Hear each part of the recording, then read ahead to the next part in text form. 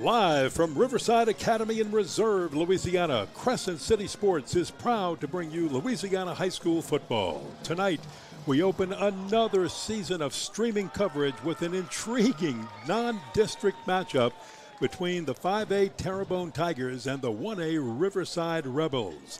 Hello, everybody. I'm Ken Berthelot, along with Wade Kaiser, and we've got a good one for you tonight. In the fact that these two teams met a year ago in the opener down in Terrebonne. It was a 48-42 runaway, not runaway win, but just a runaway game, and somebody finally stopped the train just in time for Terrebonne to pull out the victory. We could see that tonight, Wade. It just depends on how both of these teams play, and we're going to take a look at possible injuries that might slow down Riverside just a little bit. We'll talk about that in just a moment. Yeah, I mean, we could see something tonight, again, that could be, like you said, a track meet goes up and down the field, right? And you're absolutely correct about the injuries, and we'll talk about that as the night flows, especially for Riverside. Talking to Lee Roussel, and you talked to him today, he says it's got to be something in the water this week. And all of he's got a bunch, and I'm looking at their sidelines right now that are not dressed out due to injury issues. You're looking at the officials, which are the South Louisiana Officials Association, working the game tonight with the captains from both the Riverside Rebels, Riverside Academy Rebels, and the Terrebonne High Tigers. Terrebonne and Riverside, both real good seasons last year. Both made the playoffs. Terrebonne lost in the first round, heartbreaker on a field goal to Chalmette. And Riverside got into the quarters, I believe. And we would like to start. Well, Terrebonne wins the toss, so they will be getting the ball first with that high-powered offense led by Owen Oliver, which we'll be talking about all night tonight. Outstanding quarterback for the Tigers. In the name of the Father, the Son, and the Holy Spirit, amen. Lord, we thank you for bringing us all here today. Heavenly Father, we ask for your blessings over the game that is about to take place. We ask that you keep all athletes safe from injury, enable them to perform at their best, display good sportsmanship, and remain humble. Please help us to remember that all things we do are for your glory. In the name of the Father, the Son, and the Holy Spirit, amen. And please remain standing for our rendition of the national anthem by the Rebel Marching Band.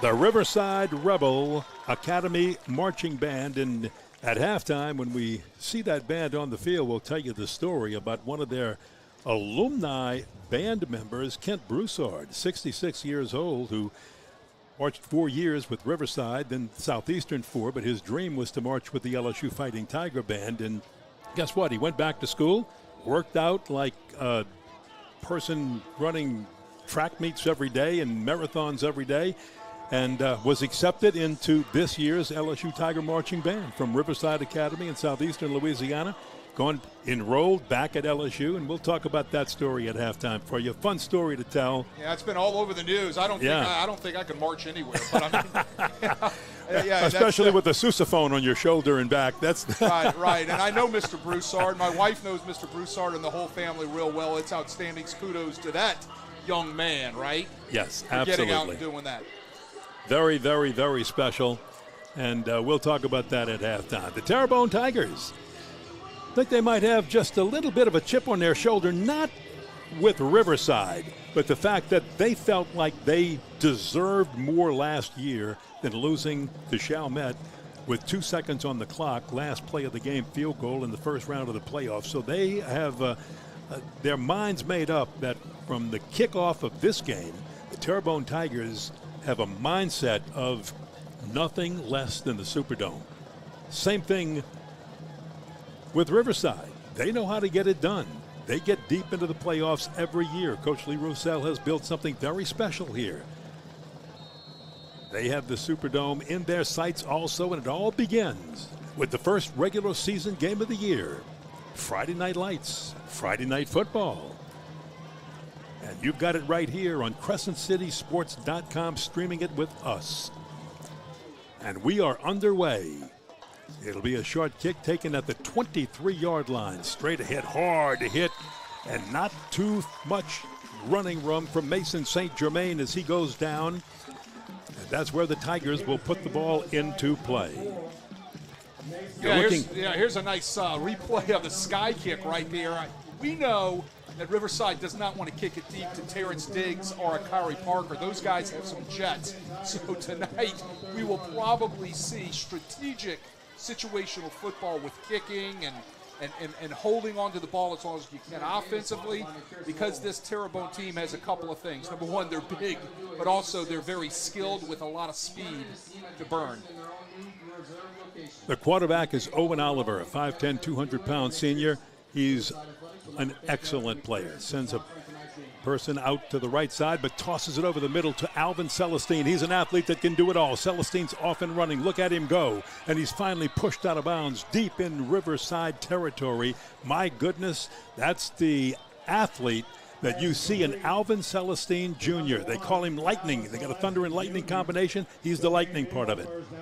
Yeah, I love the play. They motion to empty, and they bring a slot back under into a middle screen. A little deception mixed in with nice soft passing to get your offense going, get Celestine out in the open, and he's off to the races. 44-yard gain on first down. And they're just going to move it up the middle. This one with St. Germain, Mason St. Germain, who had taken that opening kickoff just a few moments ago, and he'll get a few up the middle. You know, Wade, when we talk about this Terrebonne team, they've got playmakers, but their offensive line is just humongous. 290, 285, 275, 280, and 315 from left to right. Yeah, and there's a good look at them right there pulling on the counter, right? They are nifty with their feet, to say the least. Down to the 21. Mess up on the handoff, but a nice job of saving that. So credit Oliver, the quarterback, realized what happened. He got on it quickly. Yeah, the do-everything defensive player for the Rebels, Ahmad Cage, was on that hit, number 50. Watch him at the top of the screen come off of his block and make a hit right there at the point of contact. Nice job, Ahmad Cage Jr., 5'9", 271-pound defensive lineman. Yeah, he's number 50. Just keep your eyes on him, folks. He'll be all over the place. Incomplete right side. They're intended for Akari Parker.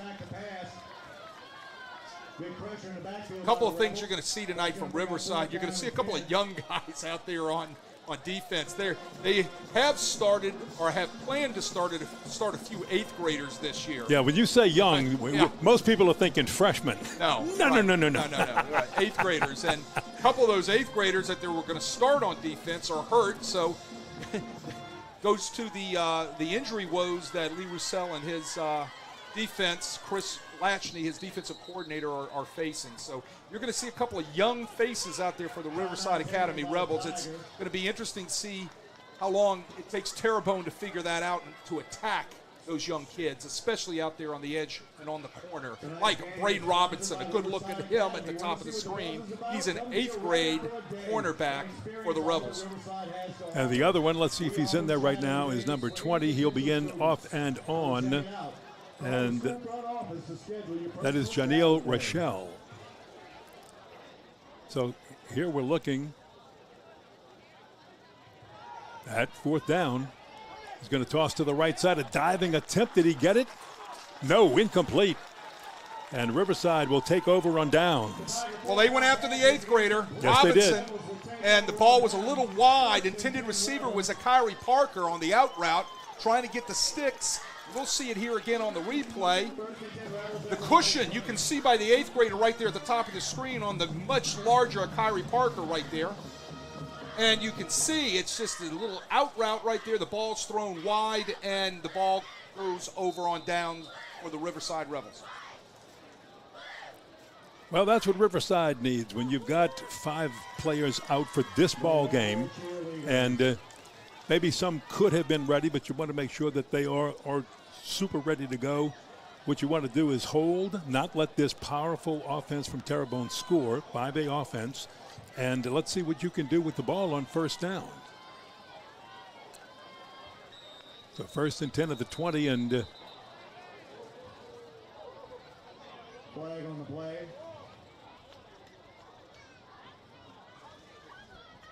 Someone delay, moved. huh? Yeah, well, yeah, they had the delay, and it looks like there was illegal motion from that standpoint. It looked like 2 people moving at the same time while one was coming across in motion. Can't do that. Well, let's talk about this quarterback, Brock Bourgeois. He is very special, a 5'11", 170-pound senior, won this job 3 years ago when he first took up football. Had never played football, was a baseball player before that. Led them to the Dome that year. They didn't win the state championship game, lost it to Southern Lab, but it's been 2 solid years, and he wants it as a senior real bad. First play, a running play off the right side. Will get just a few by Caleb Williams, another 8th grader. Right, well, there's 3 8th graders we've already talked about tonight for Riverside that are starting, right? So you're going back to Bourgeois, outstanding baseball player. You're going to see a lot of kids on this Riverside team play multiple sports. They're a multiple sport high school. You might play, football and baseball. You might play basketball and football. You might run track and play football. Small 1A school like this, Division 4, select. You're going to have a lot of crossway, 2-way players in other sports. Little inside slant completion to Chris Becknell. Becknell dribble to the ground short of the first down. It'll bring up 3rd down, but a nice completion right there for Riverside when they needed it. Well, that's the way you get your throwing game going, right? You get the ball out of your hands quick. You use the quick throwing game. It also helps you on your protections, right? Because that ball is out there fast. You can see Bourgeois fakes to the running back, gets it out to the slant, and the ball's away for a first down. Oh, I'm sorry, for 3rd down. 3rd and short. Right. Very close to the first. Almost had it. 3rd and about 1. Bourgeois, a good pocket passer, but very smart. Has matured so much, he has the right to call audibles if needed. And this time he'll put it in the hands of Caleb Williams, the 8th grader, and he'll try the left side. Does he have it? Yes, he does. It'll be a first down, Riverside. How important is it for Riverside to have long, sustained drives when you're missing a couple of key players this week and you're going up against an explosive team like Terrebonne? Well, the bottom line is those guys on their offense, talking about Terrebonne's offense, are over there sipping Gatorade, right, and looking at the film of what happened last series. They're not on the field, right? So, yeah, you want to control the your situational awareness to be able to move the sticks, stay in front of the sticks, so that way you keep your offense on the field and you keep that speedy Terrebonne offense on the sideline. This time a fake to the 8th grader. How about a little razzle-dazzle with the halfback pass? It's intercepted at the 45-yard line by Caleb Verdun. Caleb Verdun goes up and high points it. I think the ball was tipped at the line of scrimmage. Somebody got their big mid up from Terrebonne. Give a little bat to that ball. Let's see if we can see it on our replay right here. Off the double pass, you got to throw it backwards to throw it forwards. There it was. You could see the corner coming off the edge, attacking the running back to be able to get into his face to bat that ball a little bit. Ball's fluttering in the air, and Verdun does a nice job going up, high pointing that, and coming down for our first turnover of the game for the Terrebonne Tigers. So Terrebonne at their own 42-yard line, and we'll give you some of that offensive line that's so beefy. 3 of the offensive linemen already college commitments for next year. Quick toss. It is complete for Terrebonne, and it's Celestine. They're going to put the ball in the hands of Alvin Celestine Jr. as much as possible. And they're going to pick on the 8th grader over there, Braden Absolutely. Robertson. Hey, great job by Braden Robertson, the 8th grader. Gives Yes. the cushion, gives up the short play. I'm telling you, you can see the cushion right there. Now, Celestine's got to make a move. You can see the inside-out pursuit, but what does 17 do? The young 8th grader, Robinson, he holds on and gets him to the ground. Nice job, young man. You know what that's called? Coaching. Coach Kaiser coaching. It's also called athleticism for a young 8th grader. Yes, it is. We're going to go around the right side this time, and it's going to be big yardage and very close to a first down on the run. Quincy Adams, the senior running back, 5'10", 205 pounds. He's the Thunder in the Lightning and Thunder portion of it, and he's known for hitting, boom, making the big hit, being able to get out of the pile, pushing the pile forward. That's Thunder. I love the nicknames that they have for guys today. Thunder, Lightning from the old days, right? When you're playing a couple of guys in the backfield, taking on those nicknames kind of adds a little spice to your game. 3rd down and 1 at the 49-yard line. Will they just push forward? With balls on the ground. Pounced on it. It is recovered by Terrebonne. Quincy Adams saved it, and it's probably just short of the first down. So that brings down 4th and 1.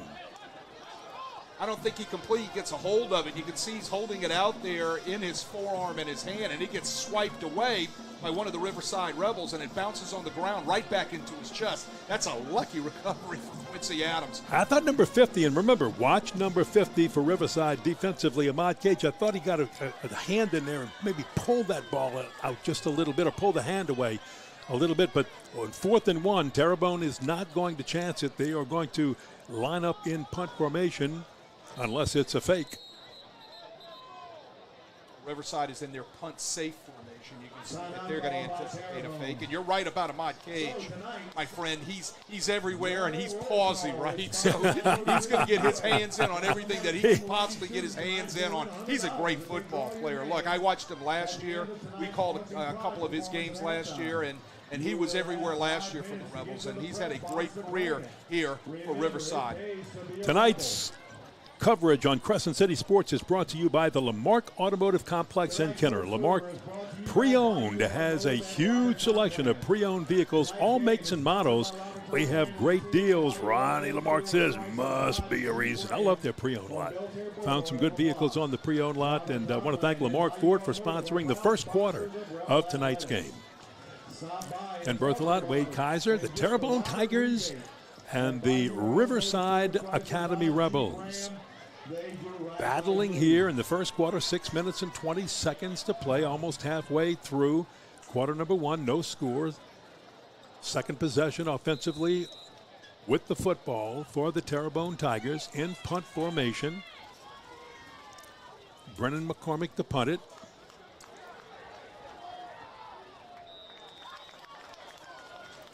And a short punt, Riverside, as it goes out of bounds at the 29. So on 4th and 1, they didn't chance it. They punted that ball away just to play it safe. Boy, a little different from last year when these two teams were just running up and down the field, 48-42 at Terrebonne in Houma. Terrebonne the winner, but it was a game where anybody who took the over was very happy they did.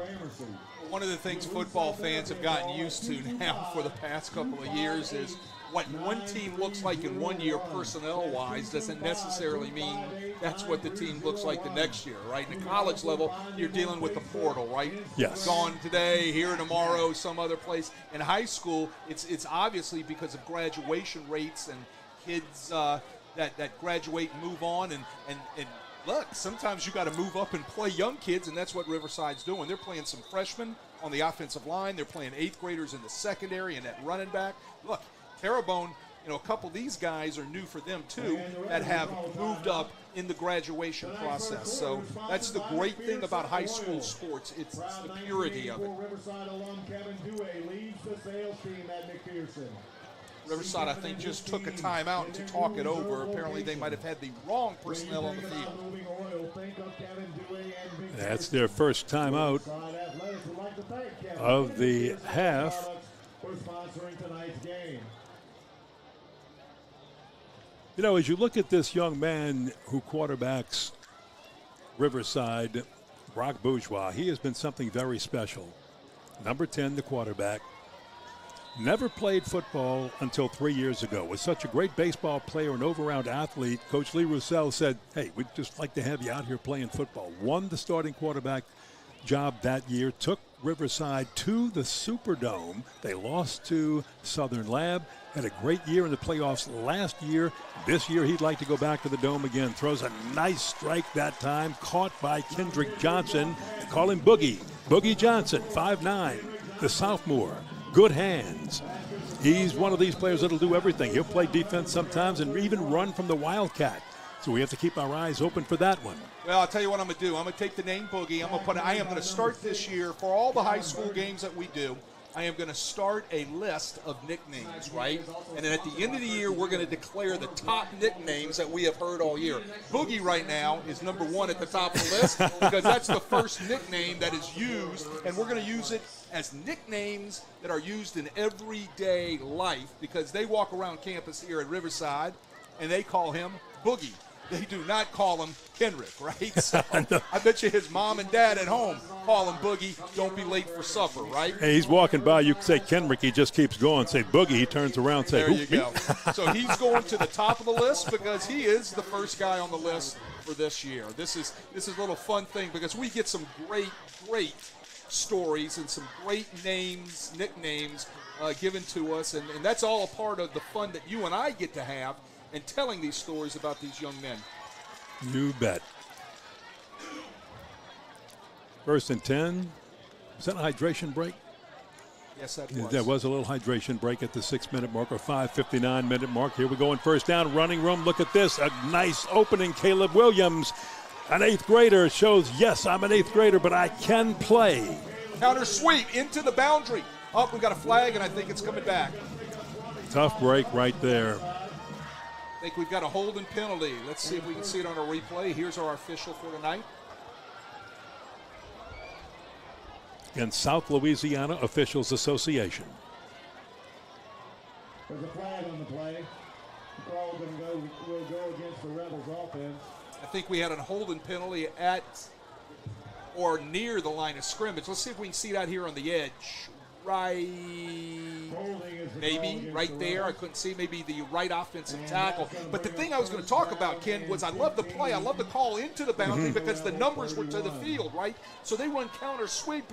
Nobody's there. They get a great block. Maybe it was because of the hold. And he bounces it right outside around the numbers and finds running room. They'll come back to that, especially to the short side of the field when the ball is on the hash. Chris Becknell playing 2 ways tonight, floats out, and Becknell takes the snap. Becknell throws to the left side to Caleb Williams. Now that was a backwards pass. That was a lateral, so I wonder if that was another double pass that they were trying to set up, and what are they going to do later with Becknell lining up at quarterback? You can see that's backwards. You better get over there on that ball, young man.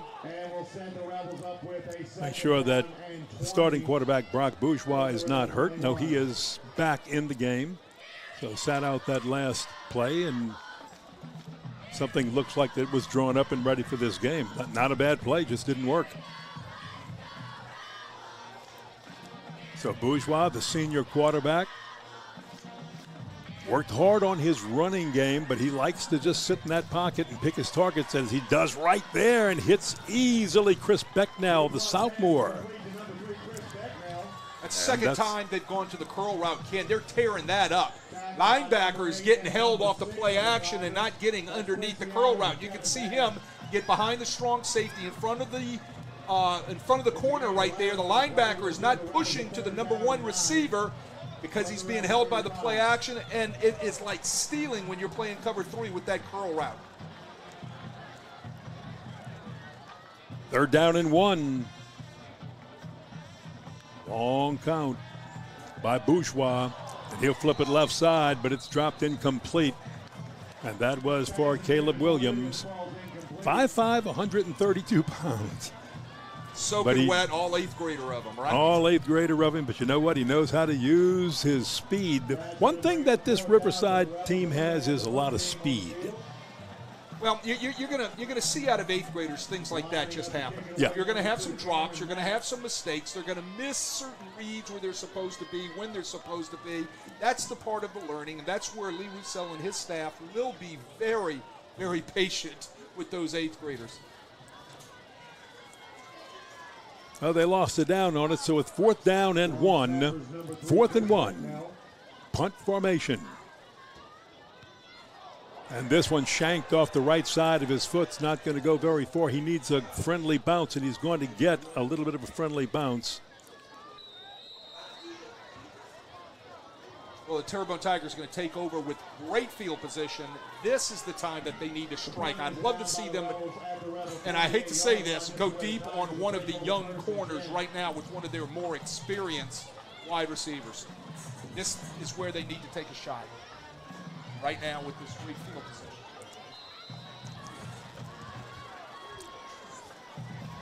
Now let's see if they do. Terrebonne has turned it over on downs. They gave it up on 4th and 1, punted the ball away, didn't take the chance. So now this is their 3rd possession with 4 minutes, 44 seconds to play in the first quarter. Terrebonne here in LaPlace, Louisiana, home of the Riverside Academy Rebels.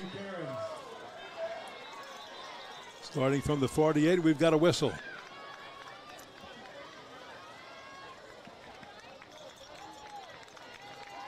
They're going to walk him back 5 yards.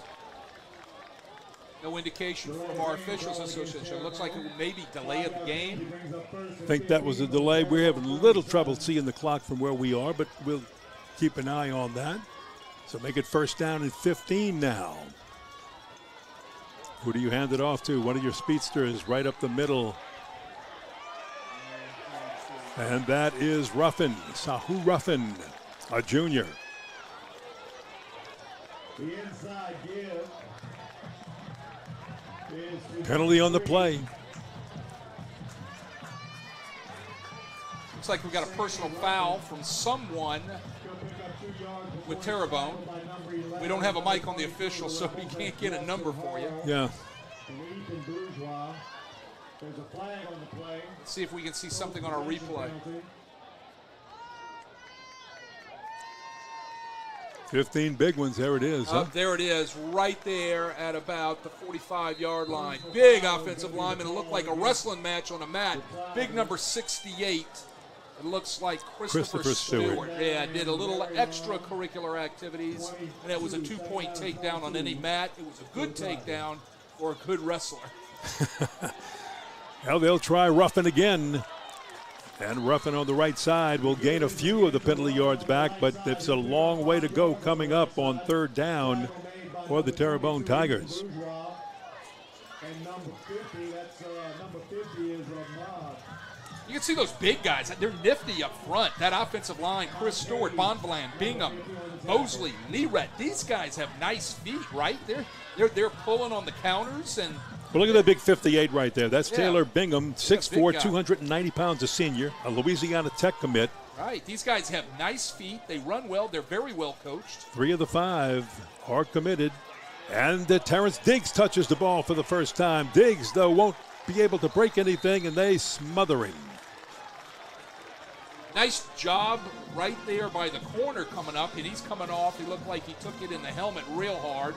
Watch how he comes up and supports this screen right there. That was number 4 for Riverside, Kenrick Johnson. That was Boogie coming up, making a nice hit right there. He came on, took his helmet off. Looked like maybe he had got something in his eye. Yeah. Well, he's normally the punt returner, but until he can kind of get that back in order, they'll put in a replacement. Well, that's Jace Trosclair back for the Rebels. And he just lets it bounce, and the Tigers will down it. So pretty good punt to back up the Riverside Rebels here. Well, you had a penalty, moved them back. Nice play on the screen. Riverside is hanging tough right now, giving up a lot of weight in this prize fight, right? This is like a heavyweight going up against a welterweight when you Correct. just look at weights. And they're hanging tough. Great effort by the Riverside defense right there. Terrebonne trying to get its feet under itself, trying to get something going, trying to get some sort of rhythm going offensively. They still haven't found it yet. Starting at their own 15-yard line. The final, just under the final 3 minutes of the first quarter. And this time Bourgeois hands it off. Straight ahead, nothing. It's going to be hard to run against this very heavy defensive front. You see one of them that wasn't in on that play, 98, Richard Robertson, and you're just looking at somebody sitting there right at about 275, 280. It's hard to move some of those guys when they get a little brace to them. And keep your eye on 99, Julian Coleman. He was in on that play. They're going to move him all over the field defensively. Well, it's hard to run against an 8-man box, right? When you've got all those big guys in there, you got all those linebackers packed in there tight. It's just hard to run against those guys. You know, Riverside has thrown the ball a little bit. They need to continue mixing the run and the pass, and here we go. 2nd and 10 and nowhere to go, and his helmet comes off. Play is blown dead. That was Chris Becknell that time, lining up at the Wildcat. We saw him try to throw that backwards pass a few minutes ago. Both of these teams will line up people in Wildcat situations, or at least they have last year, and they've worked on it. We've seen it with Becknell twice now tonight, but it hasn't done anything for the Rebels yet. Well, you know, high school teams are going to take and use their athletes to be able to get the ball in their hand, right? So you're going to see Wildcat out of a lot of teams this season because they're going to take their players and they want to just snap the ball to them and let him do their thing. So it's not unlikely that we're going to see it again here tonight. They're down in 11, a quick toss. Boy, Bourgeois gets rid of that ball very quickly, and he gets it out to Boogie Johnson. So Boogie's back in there. He is okay. Short gain, but not enough, not nearly enough for the first down. So it's 4th and almost 10, maybe just a little bit less than that, and the Rebels will have to punt it away for the second time here in this first quarter. Well, so far these punters are going to have to ice down at halftime, right? Their legs are going to be a little bit sore because it's punt, punt, punt, punt. Hey, this is a credit to these defensive coordinators, what they're doing, getting their kids coached up this early in the season. And these offensive coordinators right now are scratching their head trying to get some rhythm going with their offense. Cameron Matt, the punter, gets a nice one. And a pretty nifty running right here. Very well done by Terrence Diggs. Diggs, the captain of this Terrebonne team, gives him a good return and a little bit of momentum that's much needed at this point of the game. Yeah, well, Terrebonne again starts deep in Riverside territory, right? He comes off the field. We're talking about Riverside punter Cameron Matt. I think I'm going to tell him, hey, kick the other way. Don't kick to this guy. Kick it out of bounds. These guys can run, right? Yeah, absolutely. So there's a good explanation right there and a good look at Diggs. He caught that ball, followed his blocking, got up the field, and Terrebonne is now set up at the Riverside, was that 26-yard line. 26 yards away. No score yet here in this first quarter, but right now the Terrebonne Tigers with their best threat. Owen Oliver, quarterback. Toss is complete down to the 20-yard line. That'll be a short gain by Mason St. Germain. 6-yard gain. If you've noticed, Owen Oliver is a left-handed quarterback, right? Look at his delivery a little bit. Little three-quarter sidearm, right? So I always say this when I have a left-handed quarterback. That ball looks different coming to you as a receiver than it does from a right-handed quarterback. Let me explain, right? Everybody watches baseball. Now today, everybody's watching left-handed and right-handed batters from the camera angles that they have with the little pitch box in there for the strike zone. Well, when you throw a ball that has spin on it, it is going to tail a little bit different from a right-hander to a left-hander, right? So as most people catch footballs from right-handed quarterbacks and all of a sudden that southpaw comes up, hey, that bender, that slider looks a little bit different coming at you with that spin as a receiver, and it takes a little bit getting used to. Now, I'm sure these Terrebonne receivers and running backs and all their skill people have been working all summer with a left-handed quarterback. But when it comes to game night, a little bit extra on that ball, that slider is breaking a little sharper. I'm using little baseball terms there for you. I like it. I you like go. it. And, you know, Brock Bourgeois would like it. Again, the quarterback for Riverside, even though Riverside's on defense right now, I'm still amazed at the story of that young man being baseball all of his life. And Lee Roussel talks him into, hey, we need you. Come play football. Well, and I mean, boom. that's the great thing when you're walking up and down the hallways of your high school. You can go around and pick those people out and do your sell job on them. Look at the height difference down here at the bottom of your screen with this 8th grader and the wide receiver, Braylon Williams from Terrebonne. Owen Oliver at quarterback. He's going to that left-hander throws one into the end zone. He's got it. It's a flag on the play. Hold everything. That was right out of our vision, and in the press box, we could not tell if that was caught. There was the setup. Maybe the only thing the 8th grader could do right there was hold on to the jersey. I'll have to open the door here, and thinking that bottom right side of the end zone, we'll have to look out the door to see that one. That's a catch, I think. And it looks like it will be an interference call against the Rebels.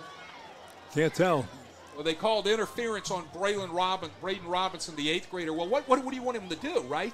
The guy's towering over him. They're going to take the shot. We called it for you, so what happens when you get beat?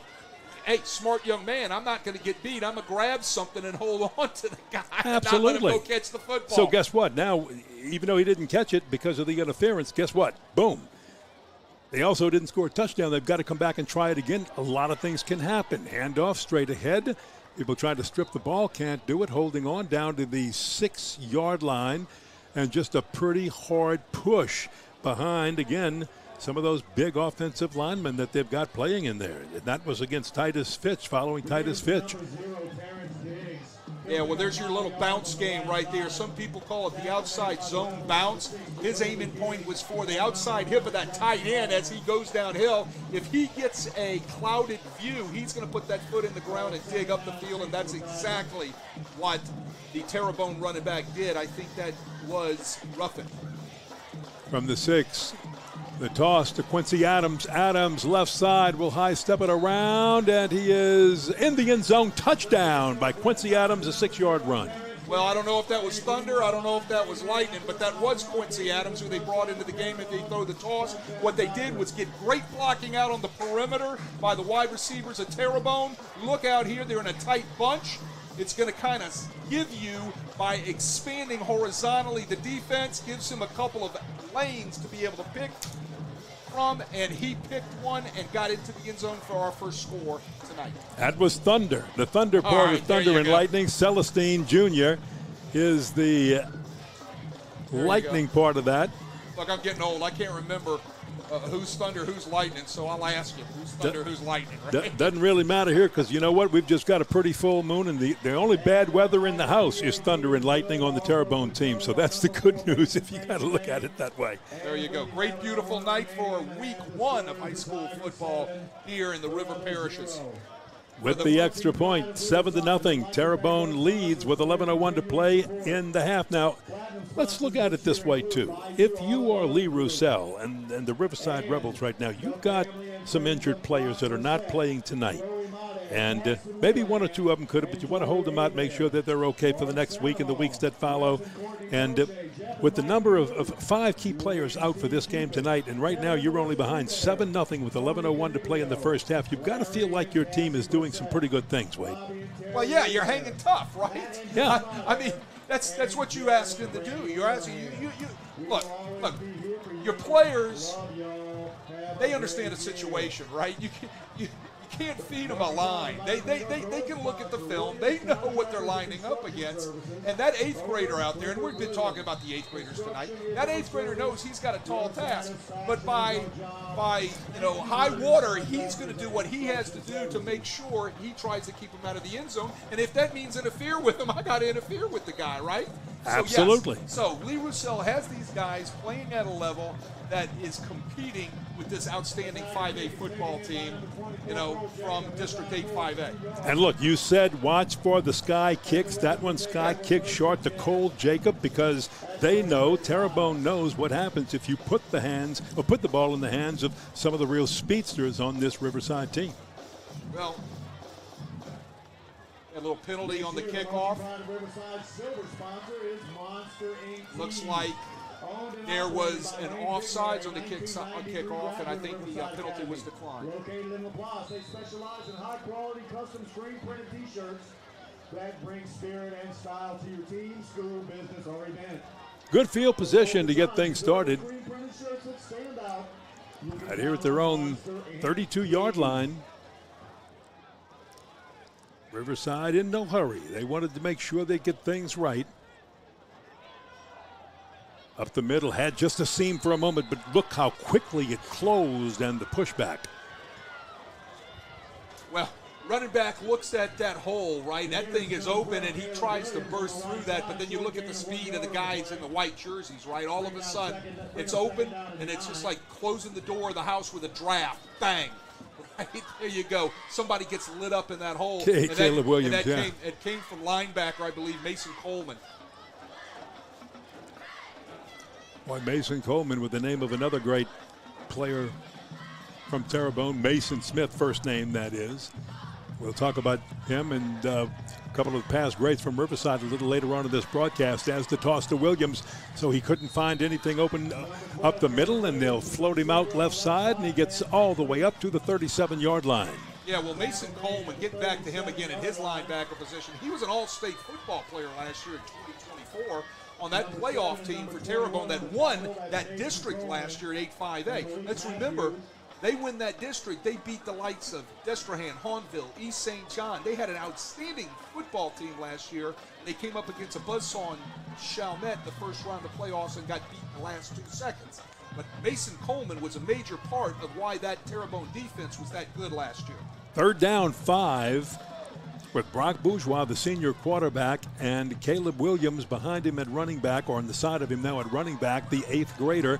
He's not going that way this time. He is going complete for the first down at the 45-yard line, and what a strike that time by Brock Bourgeois on target to Cameron Mack. Again, the curl route, 14 back to 12. They throw that well, especially when the linebacker is not getting under it right there. You can see Mason Coleman just kind of drifted. He needs to look for the jersey of that curl route and run to that hip right now. Not just float around out there and cover grass, young man. Look for that hip, get to it, now you can make a play. Brock Bourgeois, the quarterback, known for being a good pocket passer. Right now you had Caleb Williams lined up, it looked like, for just a moment in the Wildcat. And instead he'll hand off to him, and he spun around for about a 1-yard loss. And that was just a good play by Kevin Bass. But there's a flag down. Way back in the Terrebonne secondary. Yeah, Kevin Bass gets the run through right there. Nobody touches him, and he gets the tackle for the loss.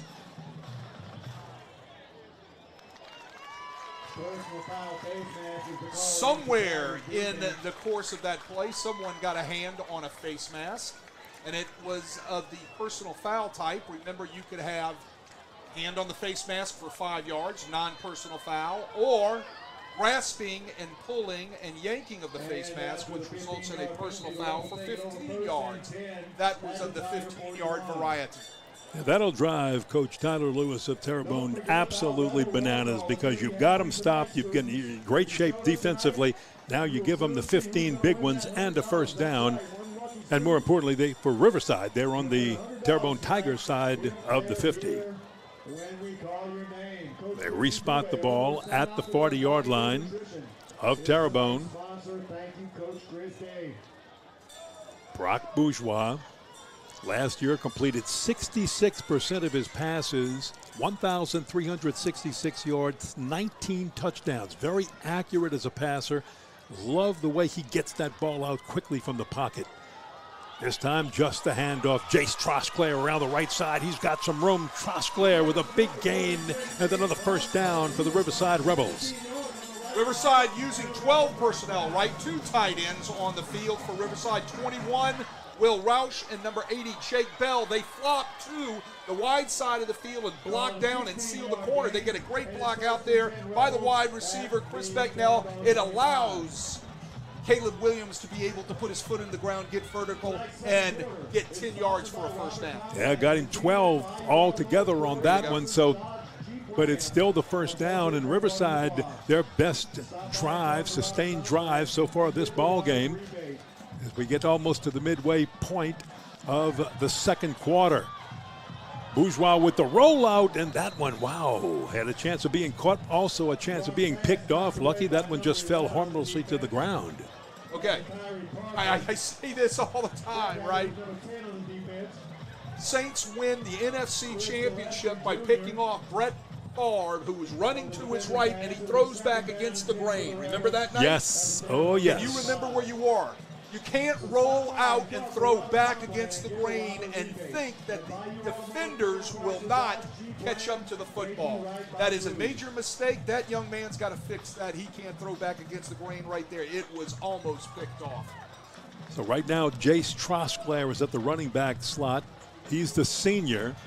He gets the fake, and he's going against the grain again. This foul, he escapes, and Bourgeois spun down at the 24-yard line.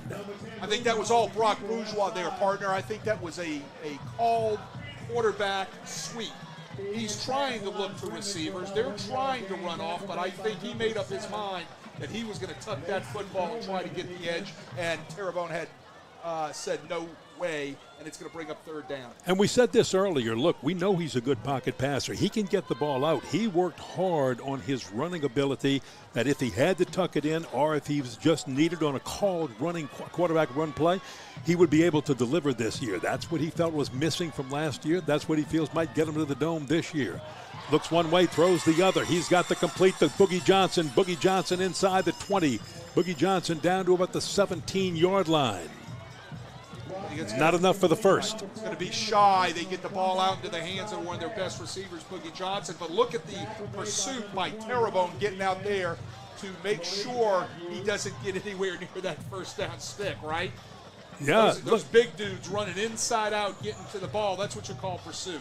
That's the mark of a good defense. Here they come. Watch. There's the tunnel screen. And look at these big dudes coming from inside out to get Boogie.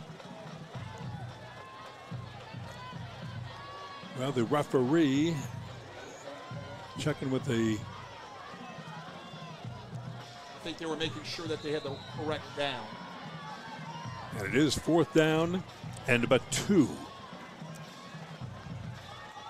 Now, Boogie Johnson is in the backfield, and they're running this from a shotgun with Wildcat, with Jace Trosclair.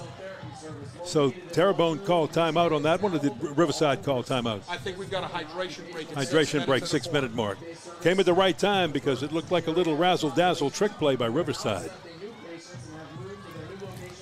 Folks, we want to thank our good friends at Thibodaux Regional. Tonight's coverage on Crescent City Sports is brought to you in part by Thibodaux Regional Sports Medical Center, offering a complete, comprehensive program with a team of certified athletic trainers, fellowship, trained sports medicine physicians, and orthopedic sports medicine trained physical therapists to effectively manage injuries and safely return athletes to the game they love. To learn more, visit Thibodaux.com. Our good friends at Thibodaux Regional have been so good to the area. Whenever there's a ball game going on in the parishes, Lafourche, Terrebonne, if you need medical services there, Thibodaux Regional was going to be on your sideline, and they're there to help. You just got to love what Greg Stock and that entire group does at Thibodaux Regional. Very sharp group. Happy and thank you all for sponsoring this second quarter tonight. So Brock Bourgeois, that razzle-dazzle stuff, not this time. On fourth down and 2, Brock Bourgeois calling for it. It's a low snap, picks it up well. He's going to lob one in the corner. He's got a man wide open. Flags are down. It's caught for the touchdown, but hold everything. Boogie Johnson got it on the right side. for the score, but there's flags all over the place. And it's going to be against the Rebels, so wipe that touchdown off the board. I saw that coming. They ran a slant and a rail off the slant, and I think what they are going to call is they're going to call Chris Becknell as he's running the slant. Look right up top. He's blocking the defender from getting there. You know, look, I don't know about that. It looks a little soft for me, but you know me. I'm always about not throwing flags on things. But anyway, that's what they call. That's where you got the offensive pass interference. Becknell coming in and blocking a defender with his body, not allowing the defender to get out there and run with the rail from Boogie and being able to get caught up in the whole mess there. Flag comes out, offensive interference. They're going to take and walk that back. The good thing about offensive interference anymore, in 2023, they took away the loss of down part of it. So yes. It isn't as brutal anymore. You're just going to lose a lot of yardage on that. And plus, they're going to take 7 off the clock. That moved them back to the 32-yard line of Terrebonne, and now it's 4th and forever. So just try a little razzle-dazzle in the backfield. Boogie's going to throw it. Boogie has a man, and it is dropped incomplete. Almost picked up by the tight end, Jake Bell. But he couldn't hold it. It was a little behind him, and he had to turn and give a pretty good try for it. Oh, Riverside has shown us 2 or 3 trick plays already tonight, and I know they're reaching deep right now to try to, move the ball and come up with something that is going to consistently work. Now, things they got to do. They got to still keep running the 8th grader Caleb Williams because he has that little spark. And I tell you what, they're wearing out the curl route. Throw that curl route until they decide, talking about Terrebonne, decides to cover it. And sometimes when you go to too many tricks, you don't get the treat all the time. Absolutely. Well, it's been a long time since this offense has been on the field, but they make something out of the first down. And look at Quincy Adams with some high steps, and he's got a gigantic gain for the Terrebonne Tigers, but hold everything. This one might be coming back. We have another flag down on the field.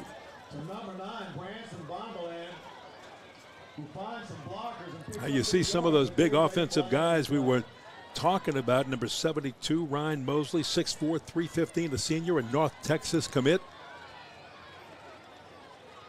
Waiting for a call by the official. Let's see if we can see. Well, the screen's set up nicely. Good that was block a block there. It was a good block? Oh, that might be where the call is. Or, nope, there's the flag right there. I didn't see much of anything. We haven't got an explanation. Well, this is a pretty big one. It's a spot foul, I guess, because they're marking it off from almost the end of the run. Well, I did not see the officials. I don't think he gave one yet. Well, if he did, it was quick. Yeah, it was from the spot of the foul. Well, it was 15 yards. It had to be some sort of personal foul, something of that nature that took place against the Riverside Rebels. So that's where they're going to mark off the 15 from where it happened, whatever the personal foul was. But the screen was set up nicely, and he got out of the box, had some great blockers out in front of it, and Terrebonne is in business. From the 25, here's Oliver. Flag is thrown again and finally tackled. Well, let's see what this one's about. I think they're going to call a hold on, it looks like, number 51, Cole Keller. Number 2, Owen Oliver on the keeper. Wow. Can't see it. There it is right there at the top of the screen. There it is. There's a holding call on the play. That call will go against the Tigers. When you were coaching, did you find the officials were a little tighter with their calls in the first game of the season? Oh, they were tight all the time. I can only set you up with the question. Yeah, you knew I was going to say that. It was a good setup question. Let's put it that way. And bada bing, you got it. Toss to the right side, and that's Celestine Jr. No, look, it's the first game of the season for those guys, too. But they've worked scrimmages, they've worked jamborees, they've worked clinics all summer and spring long, right? So these guys are ready to go. It's also the first game for those players that are out there, and some of them are getting real handsy. You're getting some great takedowns on holding penalties. You're getting some blocks in the back. You're getting a few things that are sloppiness that's got to get cleaned up. And that's one of the things Tyler Lewis said that he needed to do coming from the Jamboree was clean up the penalties. Both of these teams won their jamborees pretty easily. And here's Oliver looking right side, and he throws complete to Quincy Adams out of the backfield, and he's got it for the score. Touchdown, Terrebonne. 24 yards, I believe. We'll check that. Well, he beat the corner from Riverside, number 2, Cameron Matt, who is also the punter. You can see he is on top of him. Safety slow getting over. Young man, you don't let him get on top of you. You got to turn and run quicker than that. When you are in cover 3, do not get your bubble burst like that. And at least give a fight. Don't let him get on top of you. The guy got on top of him. We're talking about the receiver, Becknell, and it was an easy throw and catch for the Tigers. Yeah, he just slipped out the backfield and just, boom, wheeled around and ran down that right sideline. But you've got to credit, Owen Oliver. I mean, he put it right where it had to be. That was a strike. It was a strike, absolutely. And to the correct side of the field for a lefty to put what he needs to have on it to deliver.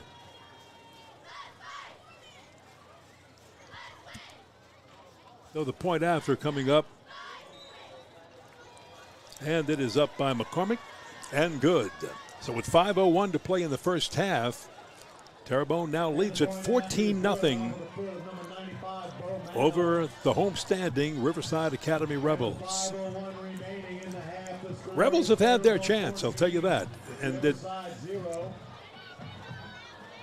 they've just got to settle down and take one all the way. Well, they need to get something on the board right here with the last 5 minutes to go in. At halftime, we're talking about Riverside, which will give them a little bit of momentum, but also a positive feeling when they're in that locker room. And let's remember, they also get the football coming out at halftime, or at the second half. Riverside Athletics would like to thank Kevin and the McPherson. Caleb Williams and Jace Trosclair are deep, but it's probably not going in that direction. Look for Jake Bell. And the Rebel Band would like to thank this year's sponsor, the Old Mill. Or possibly Cole Jacob in that first line back. There's the sky kick. And it comes down, I believe, on the far side to the safety, Cole Jacob. Called for the fair catch. Kick taken in by the Rebels, number 24, Cole Jacob. And you've got to respect the, I think, good decision making. Don't kick it to a guy who can take it the distance and trim your lead in half with run of the football. Make them earn it in the heat and the humidity. Oh, it was always a thought of mine. Mm-hmm. Right. And good thinking. I mean, it really is. Those guys are that fast back there. Don't kick it to them, right? Yeah, I called it kind of common sense, right? Al Brock Bourgeois gets back there. His work ethic has been absolutely phenomenal as a football player on this Riverside team. Lee Roussel, so excited about that. He's going to shift a couple of people over to the right side. Looks left against the shift. Throws. And it is complete to Trosclair, I believe. Jack Trosclair, the senior. Yeah, that was Jake Trosclair who was in motion out of the backfield to run the little halfback bubble screen out there. They have 3 good tight ends on this team. You have not seen them throw to any of them yet. Will Rouch, 21. Cannon Mistretta, 44. Jake Bell, 80. They haven't used them up to this point. Let's see, as we get just under the 4.5-minute mark in this first half, if they bring these tight ends into play. Lee Roussel very high on his 3 tight ends on this Riverside team. Won't use them this time. That's Trosclair again. Trosclair with a hole. Trosclair with a good cut. Trosclair up to the 45-yard line with a big run and another first down.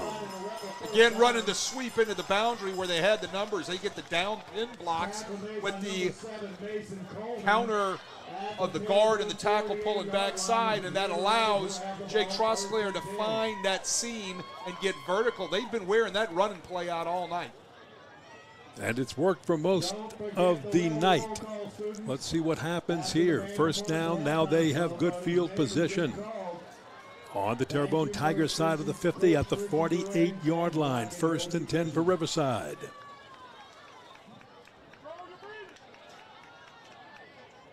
That's Becknell with a little move to the wing. Bourgeois finds Becknell, and Becknell's down to the 40-yard line, and Becknell with extra effort gets the first down. Terrebonne had that defended nicely, but they kind of backed off of it. Becknell just kept running his route, right? So here's the boot. Becknell looking to get to the flat. White jerseys have it covered up, but they don't give up on the play. Talking about Riverside, they dumped the ball to Becknell for a nice pickup. Yeah, if they could have made the initial stop, it'd still have a yard, maybe a yard and a half to go. Well, you've got 2 timeouts, 3:52. As I said, they need something momentum-wise, even if it's a field goal. They need some points on the board. Look at the formation here down at the bottom. This is interesting. To go in at halftime. Yeah, 17-yard gain on that last one for the first down. Moving against that clock right now. Riverside wants to get on the board. 3, 4 receivers down to the bottom of your screen, and they're screening it all for Caleb Williams, the 8th grader, who's inside the 30-yard line for a pickup of maybe 5, maybe just a bit more, making a 5-yard gain for the 8th grader. Hey, look, when you got a fish, tune it, right? So here's what you do. Yes. All right?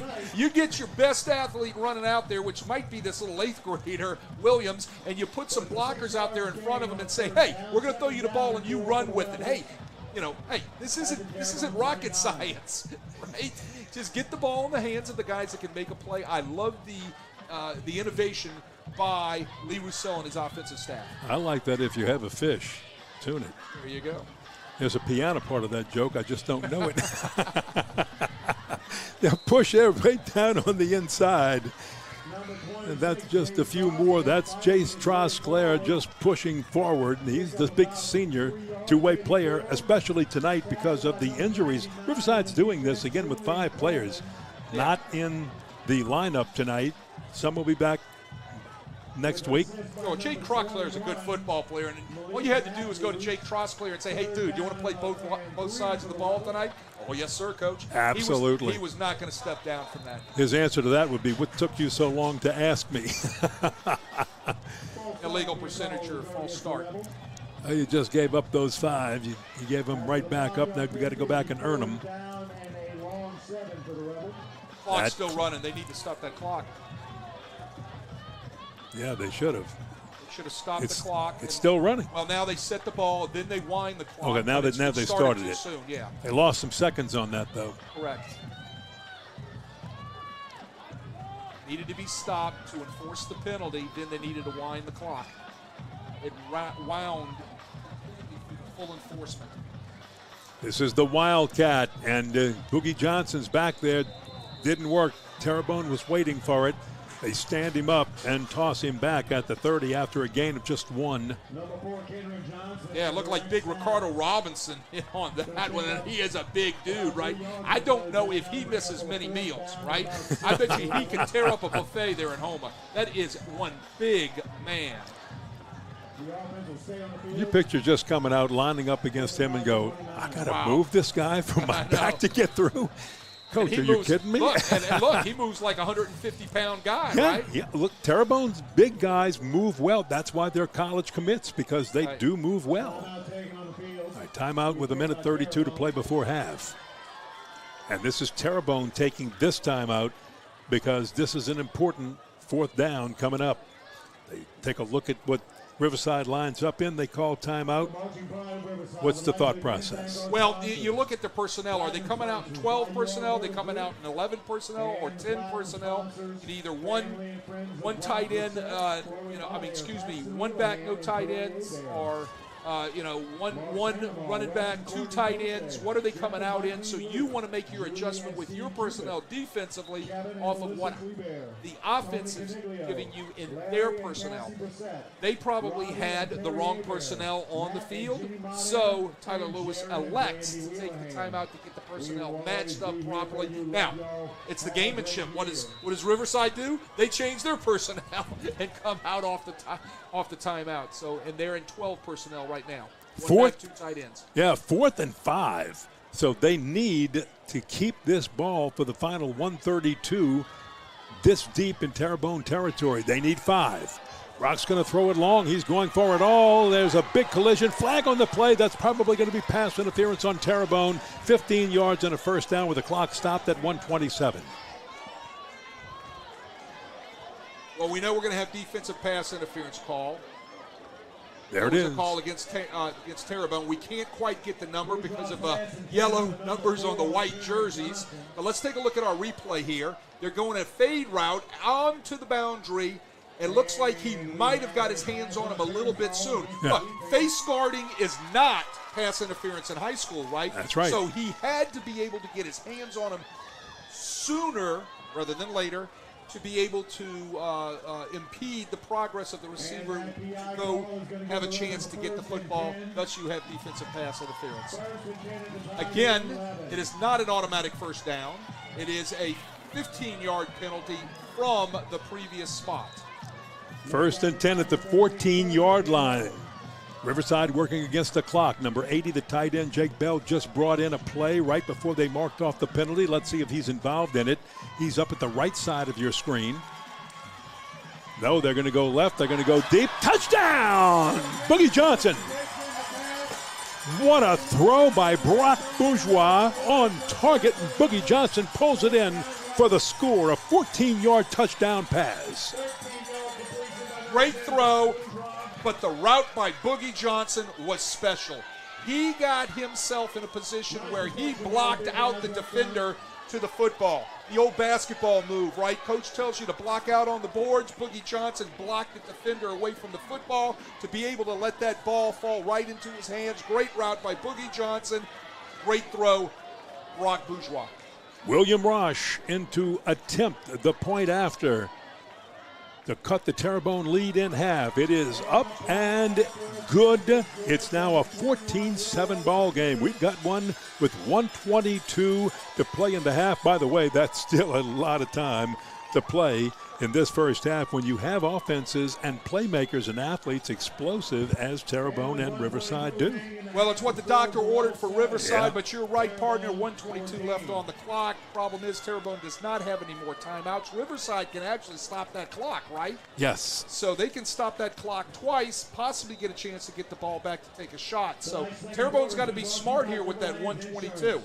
Hey, we've got a great halftime show lined up for you. Don't go away. Don't just use that as bathroom break time, folks, because let me tell you, we're going to talk about 2 great players, one from each of these schools that made it up to pro ball, pro football, the NFL, and we have Rene Nadeau. I tell you, when it comes to recruiting, he is the recruiting guru. He is the prep recruiting insider, the whisperer. And I tell you what, he knows everything there is to know about every high school football player that is getting recruited in the state of Louisiana, and hey, possibly in the neighboring states like Mississippi, Arkansas, and Texas. He does, and if he doesn't, give him about 15 minutes and he can tell you how many times a guy goes to the bathroom. That's how he, boom, he's got it. Rene Nadeau. That's coming your way in an interview with Lenny Van Gilder on some of the great players being recruited and the great players playing prep football in this area. All of that coming your way at halftime.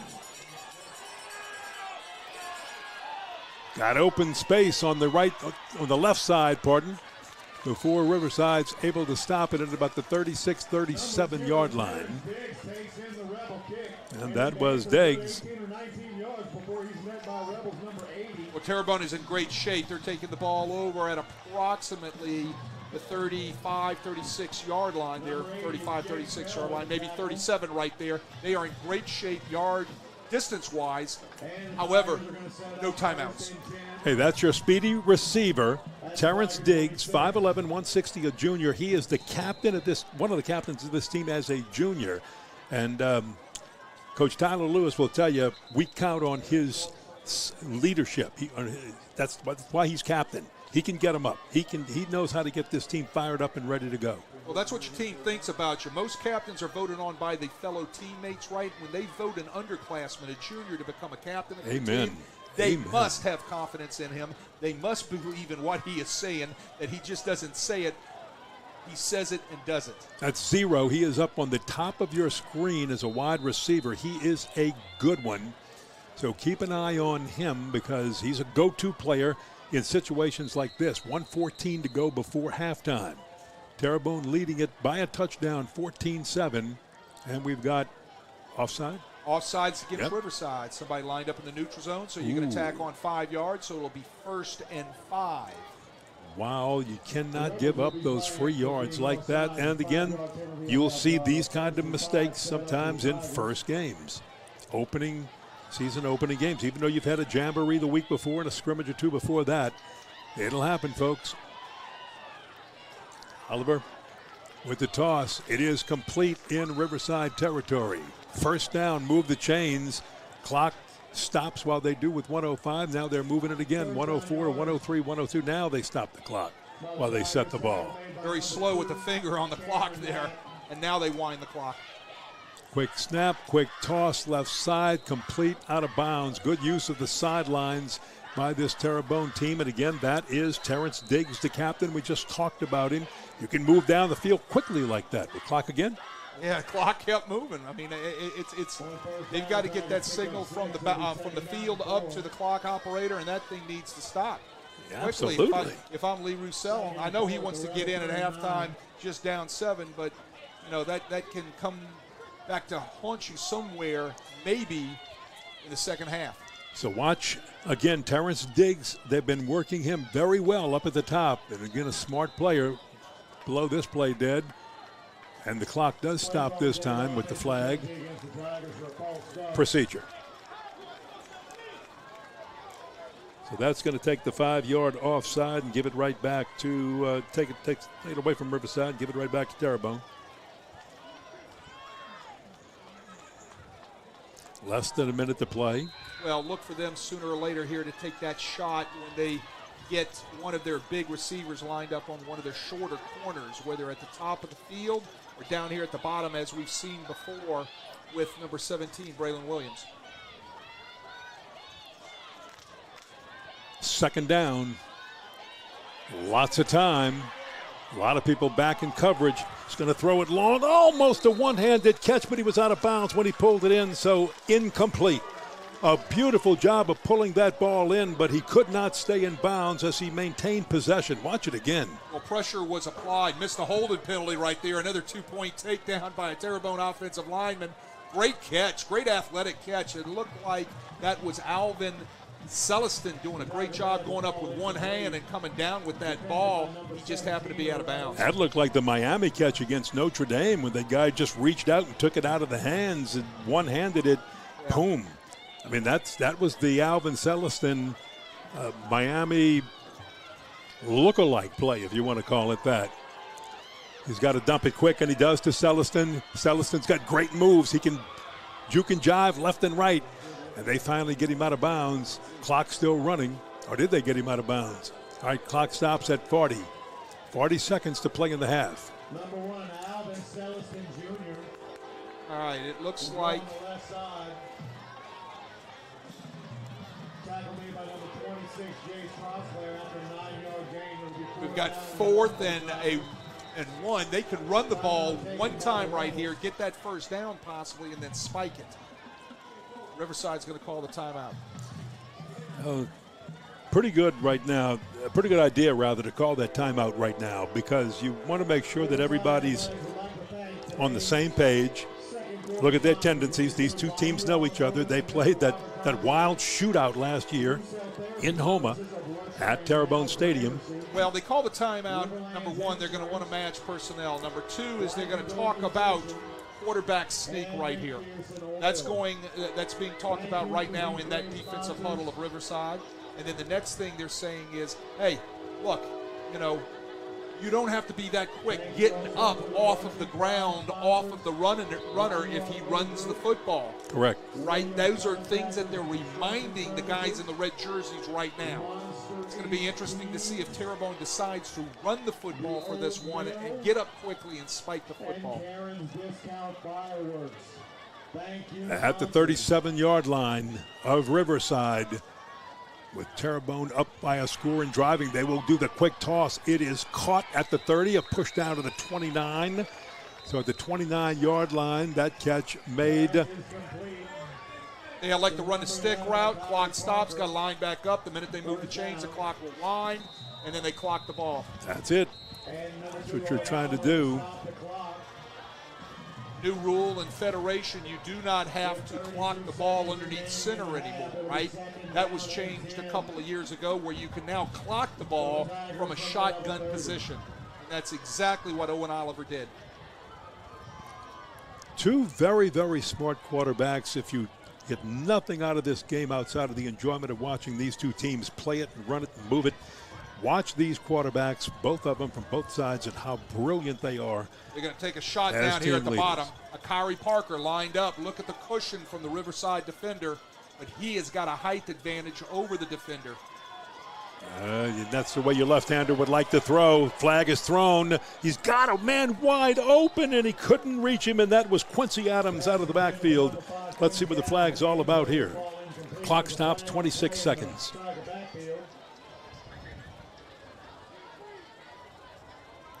Well, Owen Oliver kind of walking backwards with that disgusted look as the Terrebonne quarterback, not happy with it. So I think they're going to get a holding penalty here. And I think might just be declined. I don't know if they're going to take it. Oh, they're taking it. Well, they ran that rail again. That's what they scored the touchdown on. Mm-hmm.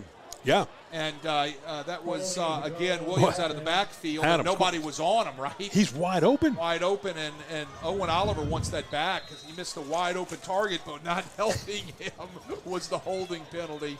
And it's going to be second and long now. From the 39-yard line. Kenny's got time. Oliver to the left side. He's going to throw one long into close to the end zone. It is almost intercepted and batted down. Good play by Cole Jacob. Well, if they could have picked that, they should have picked it, right? Because now that's going to give them another shot at the end zone. Yeah, he looked like he wanted to bat it down. Right, well, watch. Right. If you could have gotten your hands on and picked that, as you said. Oh, I think, he just dropped it. He just dropped it. Yeah, maybe he did. That's looking at it again. That's look kind of what Cole Jacob did. He dropped the pick, right? I think he was thinking about taking off with it and got excited and dropped that ball. Yeah. All right, third down at the 39. Going to go left with it, and they get the ball in the hands of Celestine. See if he can make some of his nifty moves, and he does. He's inside the 20-yard line. Clock is running, 8:77. Remember, Terrebonne does not have any timeouts left. They got to stop the clock. But they do have to stop the clock to move the chains, give Terrebonne a chance to clock it. Can't clock it, though. It's fourth down. 6.7 seconds remaining in the half. And sit tight, Tiger and Rebel fans. So that had to be fourth down, right? That had to be fourth down. That was it. Fourth down, and they didn't get the first down. They couldn't get the first down, so that's what happened. Right. So with the penalty, we had the wrong down, and it was fourth down, and he didn't get to the yard to gain, and now it's going to be turned over on downs, and Riverside should run out there and just kneel on it with 6.7 seconds. No one will know what I'm talking about here, but for an old guy like me, that's just shades of Tulane, Miami, back a long time ago in 1966. Well, I was 6 years old, and I'm old. You were still a lineman at that time. Yes, I was. I was a lineman at 6 years old. You're absolutely correct. I did not miss meals. No, so they got the first down. They get a chance to kick the field goal here. Oh, okay, so they must have gotten So we did have it right the first time. Yeah, we did have it right the first time. That's going to give them the chance to go ahead and try for the field goal. It is good. So Terrebonne tacks on three more. Well, I like the screen So he call. was able to clock. Right. Yeah, he was able to clock it. We didn't see it, right? Right. That's what happened. We did not see the clock in all the confusion of the lining up, but I love the screen call, right? The screen call is what put him in position for that in the first place. Gets down there, gets the first down. They stop the clock. They set the chains. He did get the first down, and he clocked the ball, which gave them a chance to kick the field goal. We couldn't see it with the chains and everything moving. That was the confusion on our part. And the field that over in that area is just a little darker than the field right at midfield, so it's a little hard for us to see. Bear with us, folks. It looks actually a little brighter on the screen as you see it than we're seeing it here. We're watching the screen and we're trying to watch it in person, but we want to thank again Lamarque Ford for sponsoring our first quarter in Thibodaux Regional. What great sponsors for our first and second quarters. We definitely appreciate that both of you all did. So let's just start off. We've got a packed halftime show. We're going to, again, have the interviews with Renee Nadeau. We've got coming up for you some of the great players from each of these teams. I'll give you a little tip. Last name, Larvadain. Smith from Terrebonne, Mason Smith, and we mentioned him a little earlier. Didn't mention Gabe Larvadain yet. Larvadain playing for the Cleveland Browns. Yeah, we're going to be talking about those guys in just a moment. Before we do, let's talk about the first half. Wade, your insight and your comments on the first half. Well, I think both teams are still trying to feel their way offensively and what will work and what won't work, right? I think defensively both of them are playing really good football. Riverside especially hanging in there, like you said, a heavyweight versus a welterweight in a boxing match. They're doing a nice job with that, especially with the 8th graders they've got lining up on the field for their defense. So in the second half, it's going to be interesting to see what adjustments are made by both teams. Terrebonne has a tremendous amount of weapons offensively, but like I said, they're still trying to feel their way and trying to figure out exactly what rhythm they can get into. I think their screen game is pretty good. They just showed it right there, which set up the field goal. So it's going to be interesting the second half to see the adjustments that are made, especially offensively by both teams. Very, very special. If you are the coach of both teams, let's start with Terrebonne. What are you telling, you're Tyler Lewis, what are you telling the Tigers at halftime? We got to clean up the penalties. We've had too many drives stopped with holding penalties. Maybe five holding penalties I've counted tonight by the Tigers. Yeah. That's got to stop because that's what's keeping Riverside in the game defensively, right? And if you're Lee Roussel, you're telling Riverside. I'm pumping up my young guys. I'm letting them know that there is no kryptonite on that field and that they're Superman. That's exactly what I'm telling them, while I'm pumping fluids down their throat. Yeah, absolutely. All right, while you're watching the Riverside band, we do want to take a moment to get off of football and talk about bands for just a second. We mentioned at the start of the broadcast when they were playing the national anthem, a guy named Kent Broussard, who was in this Riverside band, I think, back in 1959. He's 66 years old, and after marching, he loved marching bands. A big LSU fan, used to go to Tiger Stadium all the time, would not leave Tiger Stadium until, even after he was married, his wife said, we couldn't leave until the band quit playing and marched out. That's how much he loved bands. So he was a Riverside rebel marching band member on the big sousaphone, the big tubas as you see them. Then he went to southeastern Louisiana and marched in their band. Did a great job there for 4 years, but his dream, and this is I'm talking to a coach who tells his players all the time, don't give up on your dream. You don't have to be a football player not to give up on your dream. This guy, Broussard, okay, all he wanted to do was be and march. Kent Broussard wanted to march in that LSU Tiger marching band. And in retirement, he said, I'm going to start working out. He started jogging with a weighted vest because that's what it would be like marching long distances with a sousaphone, a tuba, on your back and your shoulders. Enrolled at LSU, made sure that at his age, at 66, LSU would let him try out for the marching band. He tries out, he goes through the rigorous work routine, everything there, and he makes it. Isn't that a wonderful story? It's a great story. I know the gentleman. He is an outstanding guy. Know the family.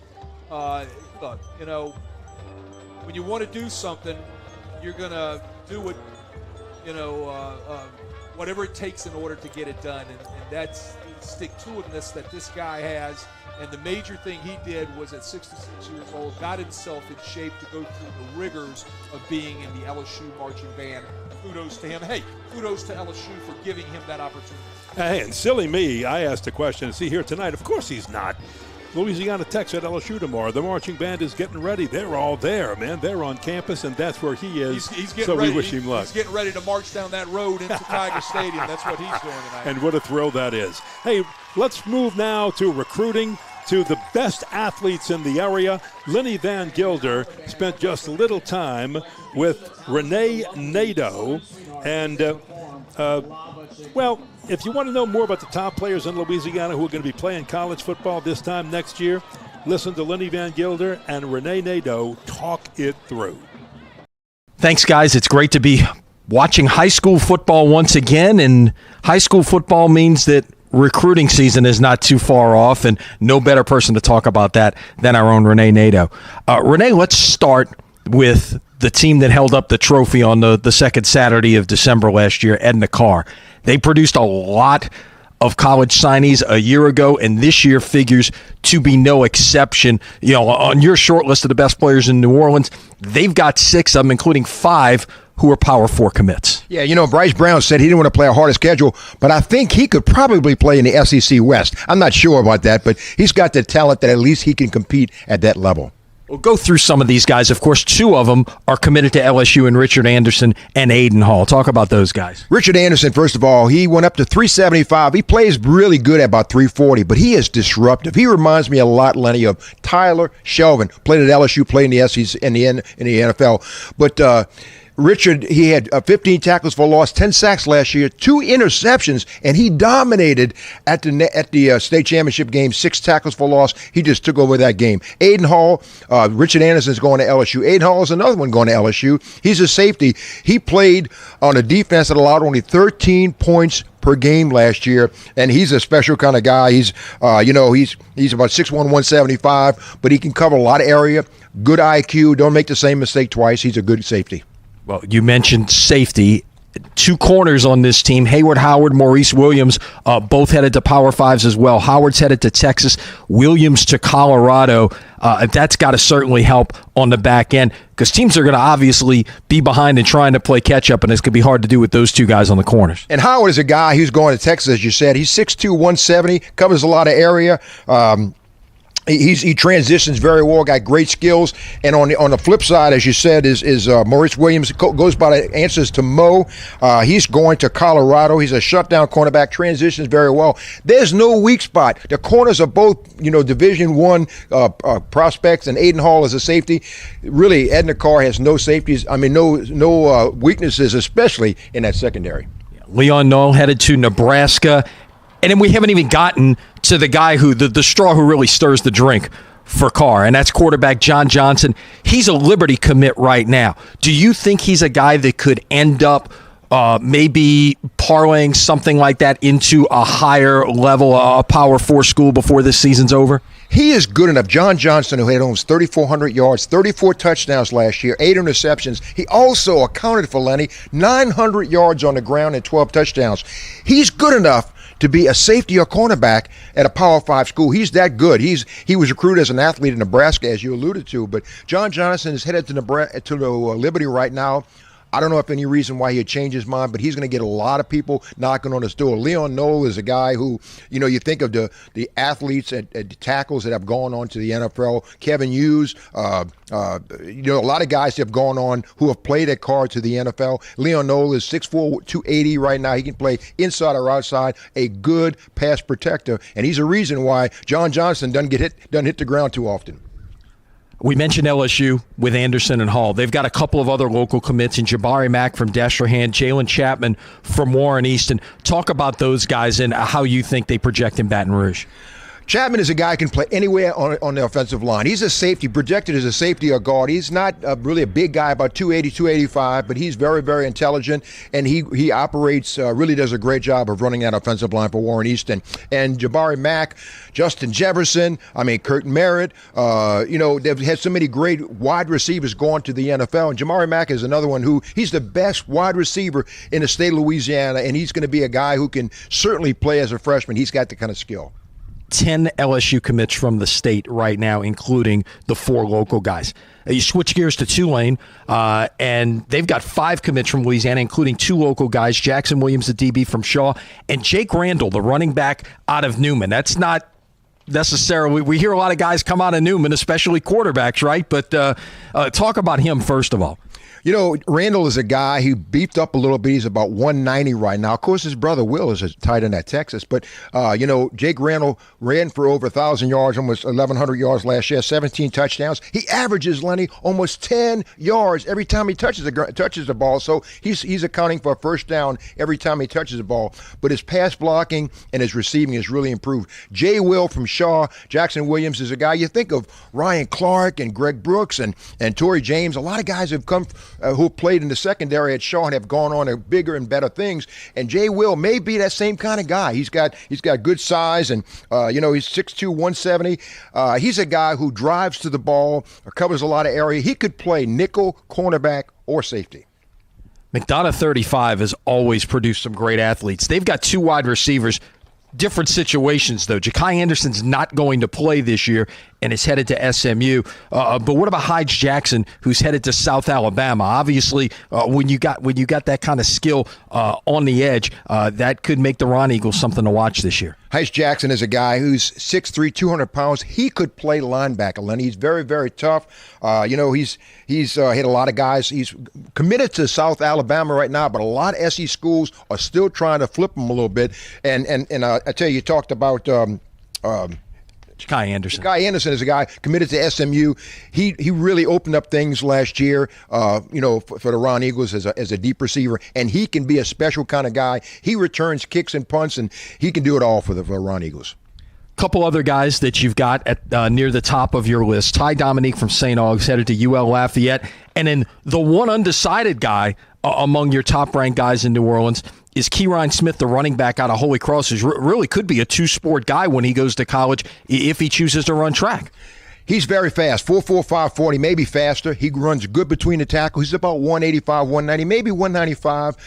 Has a lot of SE schools really trying to sway him to come their way, but he can do it all. He's an every down kind of guy. He has an extra gear when he gets into open space, and Dominique is a guy.